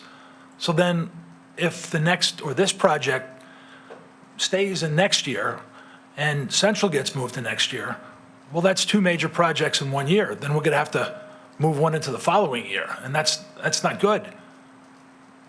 So I think, in my opinion, it's really important that we certainly consider moving forward on a major project this year. It's really, really important. Go ahead. So, no, I want to come back to something that Ms. Moore already said, and this is, quite frankly, I don't agree with this. Once you apply, you only get one amendment. And so, she was suggesting that amendment be used early. I think that, I'm sorry? I didn't suggest a timing. I'm sorry, but it sounded that way, Leslie. You only get one, and quite frankly, it's probably better to wait until later in the process after you've been through, a multiple of change orders, et cetera, that happened during the construction period. I did want to make that comment on that particular point. I think there's a lot of information that's been brought up here, and do you have another? James, I wanted to. Oh, James, you want to just, no. Yeah, the one thing I was just going to say is I briefed this committee in February. I told you we would be ready to break ground in June 2024. I briefed this committee on June 23, 2023, and told you we would be ready to break ground in June 2024. And I emphasize the points that Ms. Aurora brought up about the June 30th deadline, and that if that was not met, it would require special legislation to start in June 2024. I think this committee was clear that you wanted to see progress on municipal improvement. We've done that. This committee was clear you wanted to see us make continued progress on the design process and getting community feedback. We've done that. So from the building committee's perspective, the decision before this committee is, do you want to provide construction funding so this project can start in June 2024? And put it on the building committee to figure out the state reimbursement stuff. I think we'll get it done. Or do you not want to try and break ground in June 2024 and kick it out a year? And I just want to make sure you, as the decision makers for the town, are aware that that will lead to a $3 million increase in the project cost. And it does put at risk our state reimbursement, which is $6.5 million. So by my math, that's $9.5 million. I just want to make sure this committee is aware. So, I mean, we're still talking about, one thing you haven't talked about is the town process and how we've done, worked on these projects, and the success you have had by staying with the process. So I would just make that comment. Nisha and then, Leslie and then Nisha. Oh, yeah, I had a point earlier, too, to add, just on the same point. Just for timeline clarification, I think what we're told, although June 30th is the deadline, you can submit an application at any time. And I think what we've been advised from multiple fronts, both basically our full delegation as well as representatives from the state, is that the most important thing at this point would be to get an application into the state. And obviously to do that, you need to have all the boxes checked off. One of those is funding of the project. So I think the goal here is that although there's the June 30th deadline, the building committee would be looking for the Board of Ed to submit the application much earlier than the deadline, because that will open up the channels for both the state delegation to start their work early. And also, it will give the ability for, more importantly, for the building committee and their architects to talk directly to DAS. As you said, Ms. Aurora, they will maybe speak in hypotheticals, but the building committee is basically at a point in their project where they need to talk specifics about a specific project, which DAS will not do. And so we're essentially advised the most important thing for the project to proceed on those two fronts is to get the application in. That also gives the tool, right now, the delegation, I think, too, has expressed they really don't have the tool without that application to have those conversations. And that was just a piece on the timeline. Thanks, Joe. Yeah, I just also wanted to correct some incorrect information that Ms. Aurora said about the process, because typically, as our board, we approve the funding for projects prior to bid process. It's before the bid process, especially when it comes to the schools issue, because the DAS, whatever the new office name is, needs to sign off on the construction documents and the bids before you're allowed to go to bid. So you have to get your application in, and then they can start talking to you. But we won't have, in any scenario, the actual results of a bid before this board's being asked for an appropriation. So timing-wise, the expectation is, yes, these numbers are going to get refined in design development, but we're still talking to our consultants, and internally, we're not getting any additional external information on the cost, which is why, from a financial decision, I think we have the information we're going to have, subject to some refinements, but we basically know the neighborhood, the ballpark. We can go forward to support this project at this point in time, and there is a process later on, not immediately, but if they're off by $500,000 at the end and they need more, or if they, and I know this would be a concern, that we've approved too much money, I'd like to believe that the committee has given a detailed budget and will work to that budget. It's not going to look to spend money that it isn't intending to spend. Yeah, I just want to make a couple comments. So one of the reasons we have to be really focused on appropriating the right number is, and we've talked about this many times in this, it's kind of just an inverted process that the town follows. First you approve the budget, and then you go out and get the bids. So I'm not concerned about this project being off by $500,000. I was concerned that this project was off by tens of millions. That's why we were having the discussion about an independent estimate. And Mr. Waters, you said, when you came to us earlier in the year, and you requested this, you have fulfilled all of your obligations that this board requested. The reality is the two things that this board requested that you have not fulfilled are A, the independent estimate, and B, the new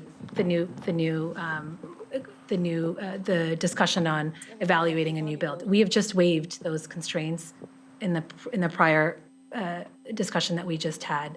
But those were honestly, and I'm telling you again from my own perspective, the reason I was really concerned about wanting to renovate a 100-year-old building is the chemical and the asbestos and the hazardous materials that are going to be in this building and exposed as this renovation goes on. And I don't think a lot of the members of the community were completely aware, and I wanted that analysis done and that transparency. Unfortunately, the community is not going to get that. We are making a decision today as a board to move forward with it. You've definitely presented your side and have said, you've talked to the entire community.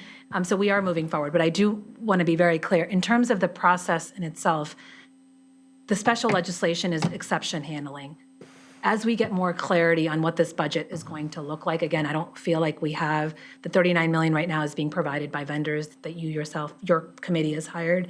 That number could and will likely change, right? And once we approve this particular dollar number, the idea that your bids are going to be anywhere much significantly lower than that is very unlikely, because we've already sent a signal that the town of Greenwich is approving $40 million or $39 million for this project. So we have to be careful, right, in the dollar amount that we do approve. And I think we need more information. And I think your committee absolutely can move forward and has enough funds at this point to move forward with this project and continue onwards and come back to us. Even if it's a month from now, James, you can come back to us a month from now, 2 months from now, right, and ask us, listen, we need, and the idea of special legislation, you can always be added to the priority list after the priority list is released if our legislators have so much influence in Hartford. Once the priority list gets released in December and you feel like our legislators are going to make a good case for you, they will add you, right? So there is no urgency to get this done in the next 2 weeks or the next 3 weeks.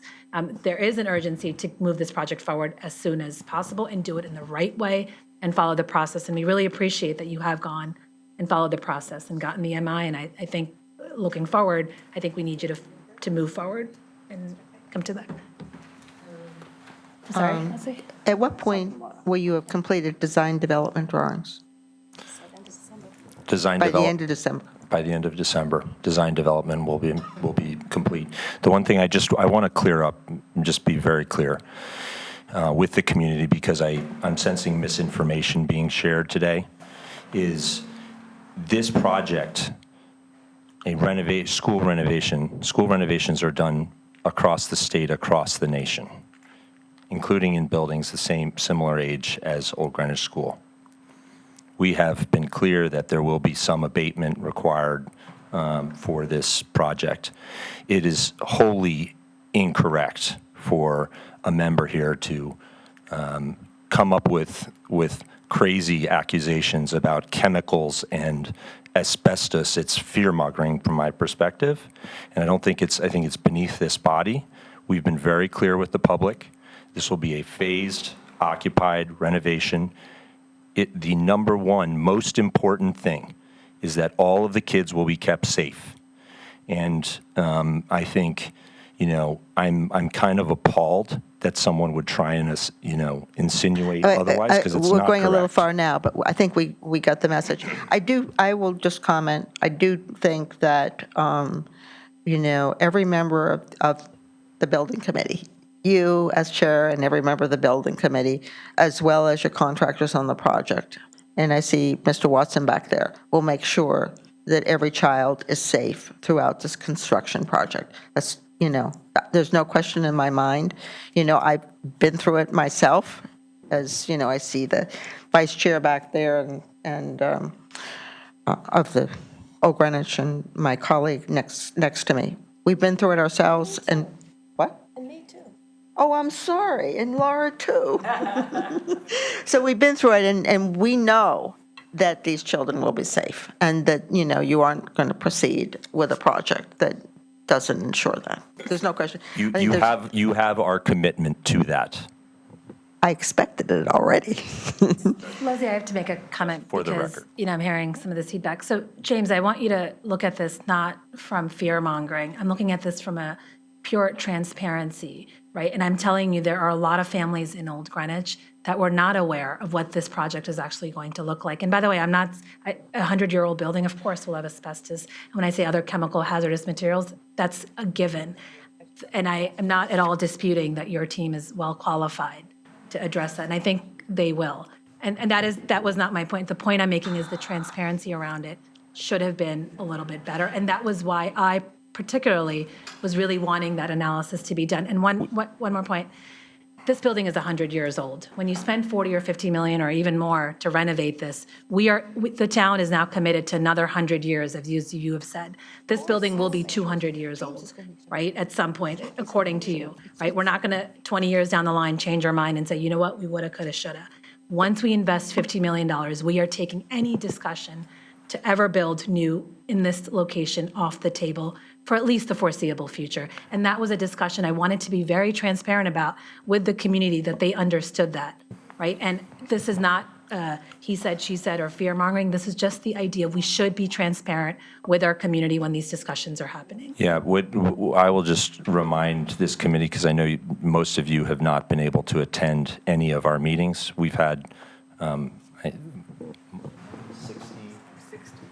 65 I get some- public I get some meetings. credit, though, You right? do. Yeah. You have joined Ms. Moriarty. Anyway, this is Hold on, this is a little bit off our I topic just here. I think this is important for the community. Leslie, I think we is can we move have, forward. I think we can move forward. We have discussed on multiple occasions in a transparent manner the I think we phasing can of this move fo- I- project. we're gonna move forward. So just to be clear, we Thank you, have. James. I think, who's first? Okay, you're. I just wanted to give Mr. Selps the opportunity, if he had a comment, being our representative on the Old Greenwich Building Committee. Not to put you on the spot, but you've attended all those meetings. You put me on the spot, but I don't mind. Look, oh, sorry. Under Jane's leadership, this committee has done a magnificent job. Take me out of that equation entirely. For all the reasons that James has said, I believe that supporting funding now makes sense. As Ms. Aurora has observed, it is still subject to our state delegation coming through. But I think I'm going to reiterate the praise that's been heaped upon James to begin with. We've developed a workable plan for this project. It's interesting to note that despite the fact that we're now into the design development phase, the numbers have not moved since June 30th. It may be a long shot that we're going to actually get on the list and be able to start construction, but given the potential savings that the town would sustain in terms of not having construction funding, I think it's worth taking every step and making every effort to begin this project in the summer of 2024. And that's from a financial standpoint. I live in Old Greenwich. Trust me, the community really wants this project to begin in 2024 as opposed to 2025. And so I think, from the standpoint of the residents and the parents in this community, it makes a big difference whether it starts in 2024 or 2025. And we haven't really talked about that, but I think that's something that this board should take into consideration. So thank you for giving me the opportunity, Laura. So, again, I think we probably talked this one a lot. And, quite frankly, I think that the town's process has worked well with this committee so far. And there's no reason. And perhaps it's because you've had so many sessions with the BET that keeps you on track. So at this point in time, I think I'd like to see the design development documents, or just at least the progress on it, and still, perhaps December timeframe, if, you can meet that and hit the January RTM, and you're still before the February legislative session. Is that something that we can? So I'd like to make a motion to approve ED3 No, for $39,796,000 for an additional appropriation for the Old Greenwich School renovation project. I second.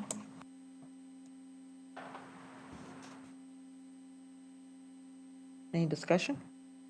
I think we've said it all. This project is ready for financing now. It is in the financial interest of the town to move forward aggressively. Do you have any conditions on this? I'll just reiterate, this entire board supports this project and wants to see this move forward. And I think we have released the A&Es to allow this committee to continue on with this project. And we hope you come back to us, hopefully next month, and have more information for us.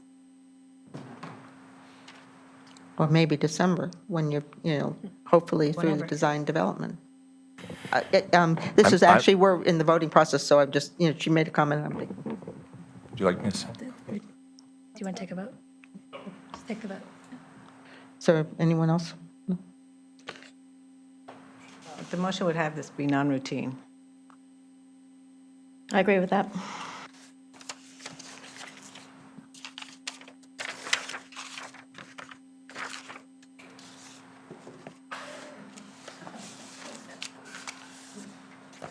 I'm sorry. I made the motion, Laura seconded.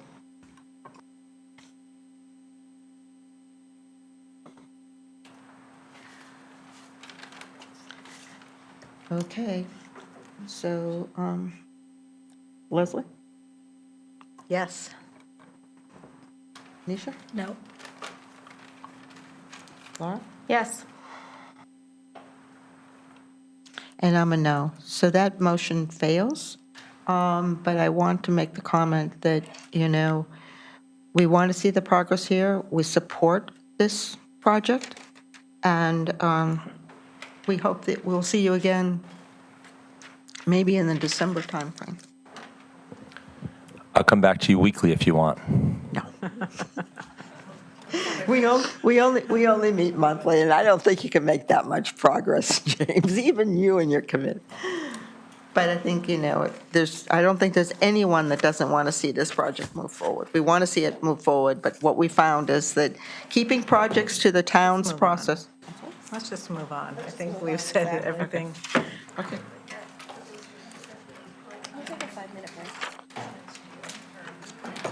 Laura has asked for a 5-minute break.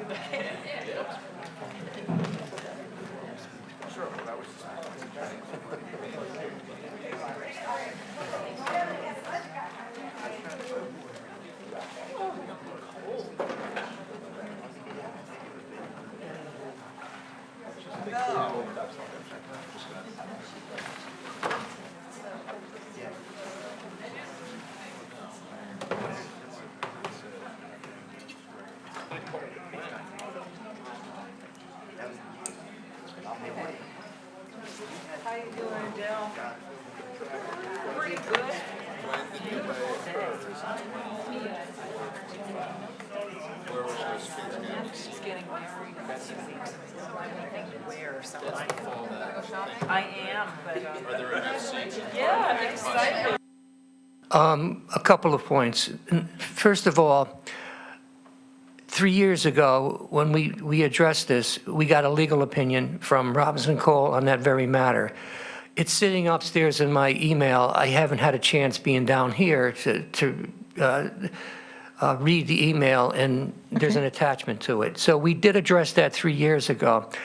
I also, this morning, sent an email to Robinson and Cole and changing the question around slightly different. See, is should the town have a separate entity, a separate email, and pose a number of different scenarios? Again, that answer is upstairs in my email box. So that's part of the questions that we're going to, when we get the answers, put them all together and come forward to the BET. So the only thing that I hope will happen in all of this is that we make excellent progress before year end, because Jeff's term is not running again, so it would be good to have his experience and it completed sometime in the next month or two. Is that reasonable? I would add that I believe the trust is also on a timeline farther down the path with several developers and really need a response on whether they have access to funds. So this should be addressed as soon as possible. Actually, Bob Barilak is part of this group. Right. I know, and I think he's starting to get worried, so I don't know. But I think that it has to get addressed. So I'm glad he's involved, and I don't know whether you're going to end up with 100% clarity or not, but certainly, I think we need to find out as much as we possibly can. Well, he actually, because of the very point you're making, where he's reached out, I think he's got 5 or 6 of these potential loans ready to go. He approached the law department. Now, we've got a whole different set of questions that are outside of the ARPA questions, is who's going to handle the closing documents? We still got the outstanding issues of how much do we charge interest? How do we dun people, or who should be dunning people? How do we approach bankruptcies? And it goes on and on and on. And the question is governance of who, is that the finance department's job? We're not lawyers, we're financial people. Is it the law department's job? They're lawyers, but they're not closing experts as far as on loan deals. So there's a whole different set of questions, and it's starting to, like a snowball rolling down the hill. I understand the urgency. So as far as phase 1 and the ARPA questions, they'll be resolved in the next week or two. Yeah, can I just add, I mean, if you look at other towns that do this, or other towns and cities that do this, they do have departments that are just, they handle this. The response that we got in our little subcommittee was that, well, if we have 4 or 5, that'll be a lot.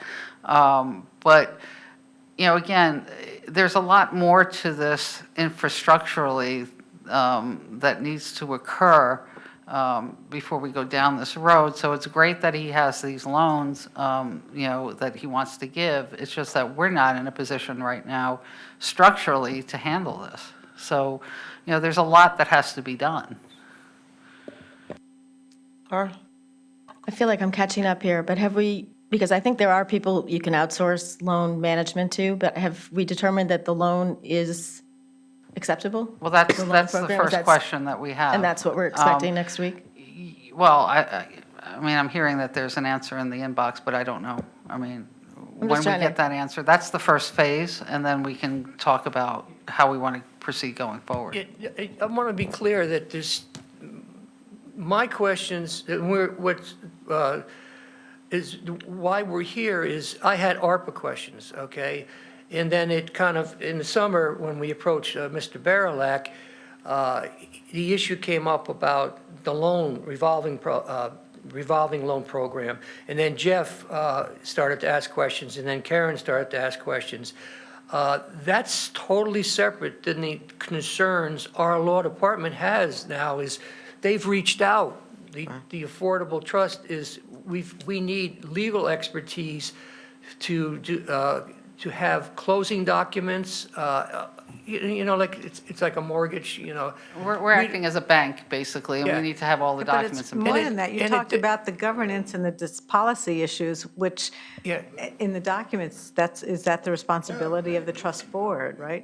Yeah, well, but So they but it need a also is- budget, they may need other Yeah, but things. Leslie, what you have to understand too, though, is that they're not a separate entity. They're under the EIN of the town right now, Yeah. and the town is responsible for these, so it may be that the separate board is responsible, but ultimately it's the town that's What responsible. resources they have. Yeah, in finance, in our law department, we don't have either the legal expertise, and then in the finance department, are we going to become like a bank, trying to chase down delinquent accounts, et cetera, et cetera? That's got to be clarified. I think, to Karen's point is, how other towns handle it. If you're going to need this expertise, the trust is going to have to pay for it.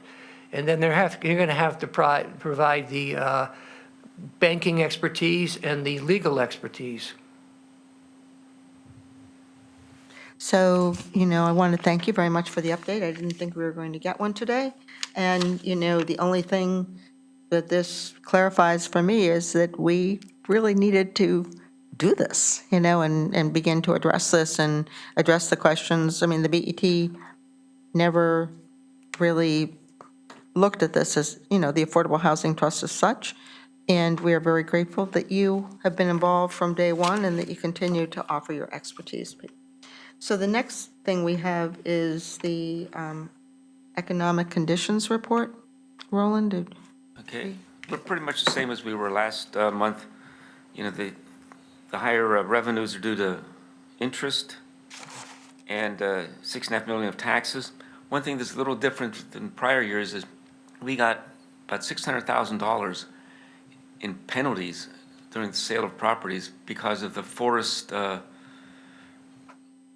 regulations that they sold the property before the 10 years or whatever the period was. So we got about $600,000 from that.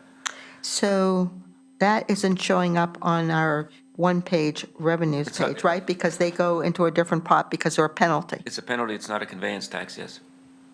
So, Is it- we can just add, and there's, I think we had at least two of them, right? Yes, we did. So, That's line item 150-44400. We had it bifurcated from the conveyance piece. You see the 600 and change? That's penalties for the two properties that were sold that violated the 10-year rule. Was it 10-year or 5-year rule? The 10-year rule. tenure. Public Act 490. What's the account Where number is it? again? I don't see it either, Pete. Do you see 150? Yeah. It's the 44400.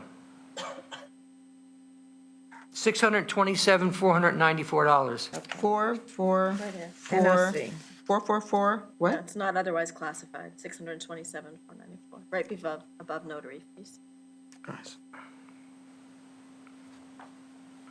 Marcy, what was the state reimbursement? You may have said it last month, but I can't recall, for the bridge or something came through on pilot tax exempt properties. So that's. Is that just- $1 million? Most of that is a timing difference. We got $929,000 last year. Okay. We actually, that money came in because we in the case, that's one of the revenues that we used the governor's budget. And we went in and we used an exact dollar amount. I can't remember, I think it was 929,000. And we expected to get that. And Maureen Tracy and I, when we seen it come in, we wondered if it was two pieces. So we went to the governor's budget, which you can go online, and we couldn't see an updated version. So that's actually a good thing where we budgeted 900 and we got about I think it was 960. I'm not sure about the number, but we got about 70 or 80,000 more than was budgeted. That's the pilot for Greenwich Hospital. So that will probably carry over to our next fiscal year too, correct? Right? I mean, if we see it, it's apt to stay flat? No, we looked in the budget, they still have the old numbers, so we don't know why we got incrementally a little bit more. Now, I mean, we don't know the answer to that. Okay, it's fair enough. It's, you know. Okay, and then, so Roland, is there, On the expenses, you have Can you turn the mic towards you? on the expenses, we have the police department, that's overtime compared to last year. And we're favorable in Public Works, and that's a timing issue. They were in the process of amending the contract for the waste disposal, so there were no payments made this year, although they're made now in October. So that's just a timing difference. That goes away. And the higher expenses and benefits is still related to pension and OPEB. And in the transfer of the funds, we put an additional $4.4 million into capital non-recurring this year. we put As it part, as into, part, as part of the tax levy, right, you know, what, right? the tax levy less the borrowings, less the payout Right. for debt service. That's a plug number, and that's what goes to capital, I mean, not capital non-recurring, into the capital fund. Okay, now, That's it. thank you. Can I ask about the police overtime? Is that going to be the run rate, or is there something special No, in there? I think it was we didn't, if you remember last year, we started the extra security duty a little bit later, whereas now we're started from day one of the school year. So I guess we'll hear more about that as they put together their budget Yeah. for fiscal year '25, correct? Yes. What they want to do, and what direction this will go.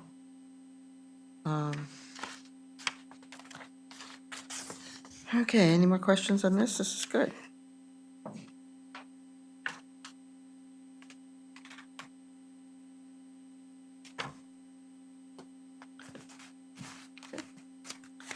Okay, so now we go on to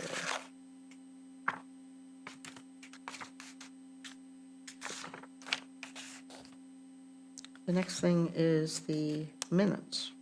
We have a motion from Ms. Moriarty. Yes, I'll make a motion to approve the September, what date is it? September 12th Budget Committee meeting minutes as amended. There was one word that was changed. Do I have a second? Second by Nisha Aurora. Those in favor, 400. Okay. So the chair's report. Talking to a packed room. I am talking to a packed room. The chair's report relates to the budget guidelines and as requested by my colleagues. I guess in a normal year, the budget guidelines will be distributed or discussed at this meeting. And this year, they are not ready for several reasons. The estimate was somewhat later to begin with. To provide a preview, they're being structured, similarly to the way they were over the last 4 years. We began, and this is really primarily Roland and Adam, although Pete's been phenomenally involved too, but when the work, they began with the contractual increases, for the employees and the compensation, and it includes the steps where possible, and when contractual agreements aren't in place, best estimates are being used, and they're being provided by the town's labor negotiator and the budget director with input from that. Overall, the other costs are, at this point in time, being requested increased at about 2.5%, which is more than it was last year at 2%. Other expenses are being provided by the experts closest to them, so such as benefits with Allison, or the actuary, working with Pete and Roland, the actuary for the OPEB and the pension fund, and there's still yet work to be done, right? We haven't gotten the final numbers on those, do we? For the actuary, actually, I sent last weekend, the weekend that just went by, I finalized it. I got the alternative investments. They went up 2.4 million. We were expecting break even, so we should pick up maybe another 100 or 200. I think we put 28.6. I forget. You would know, Leslie. It's down like $1 million from last year. So the alternative investments for the retirement fund came in favorable at 2.4 million.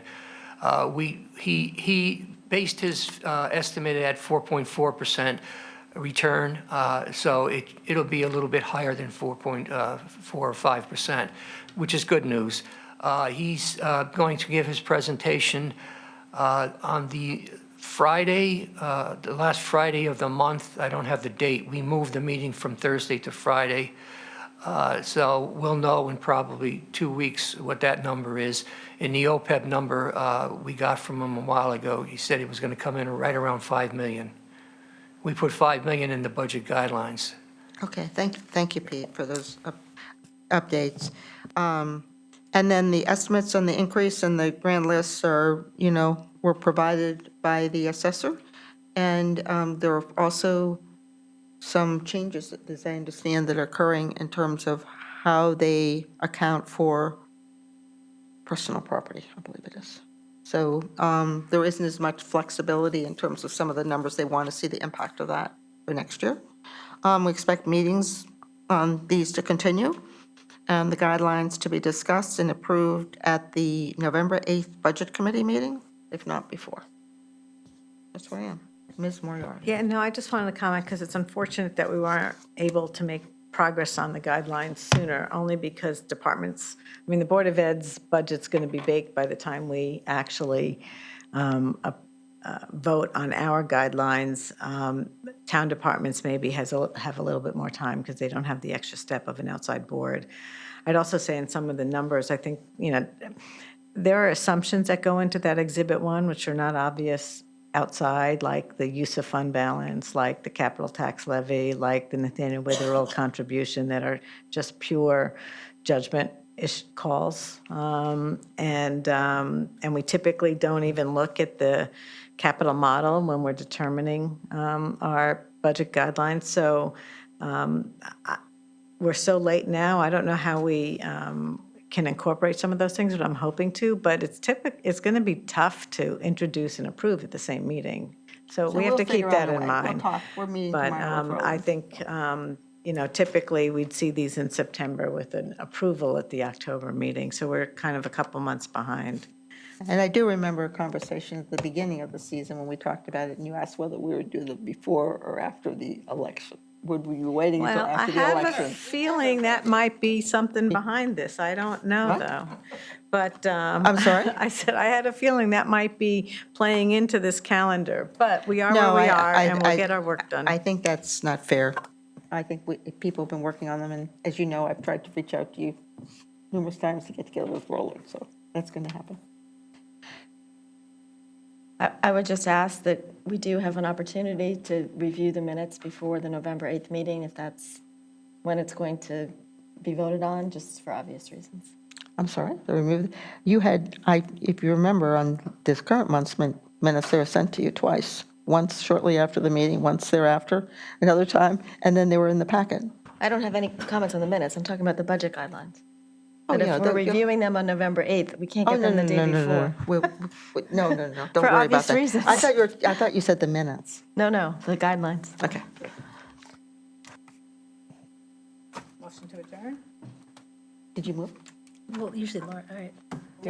I like to be seconder on the adjournment. No, I had no comment. Keep it easy for Pete on the motions. Who's Guys, first? all right, I'll make the motion to adjourn at 3:52.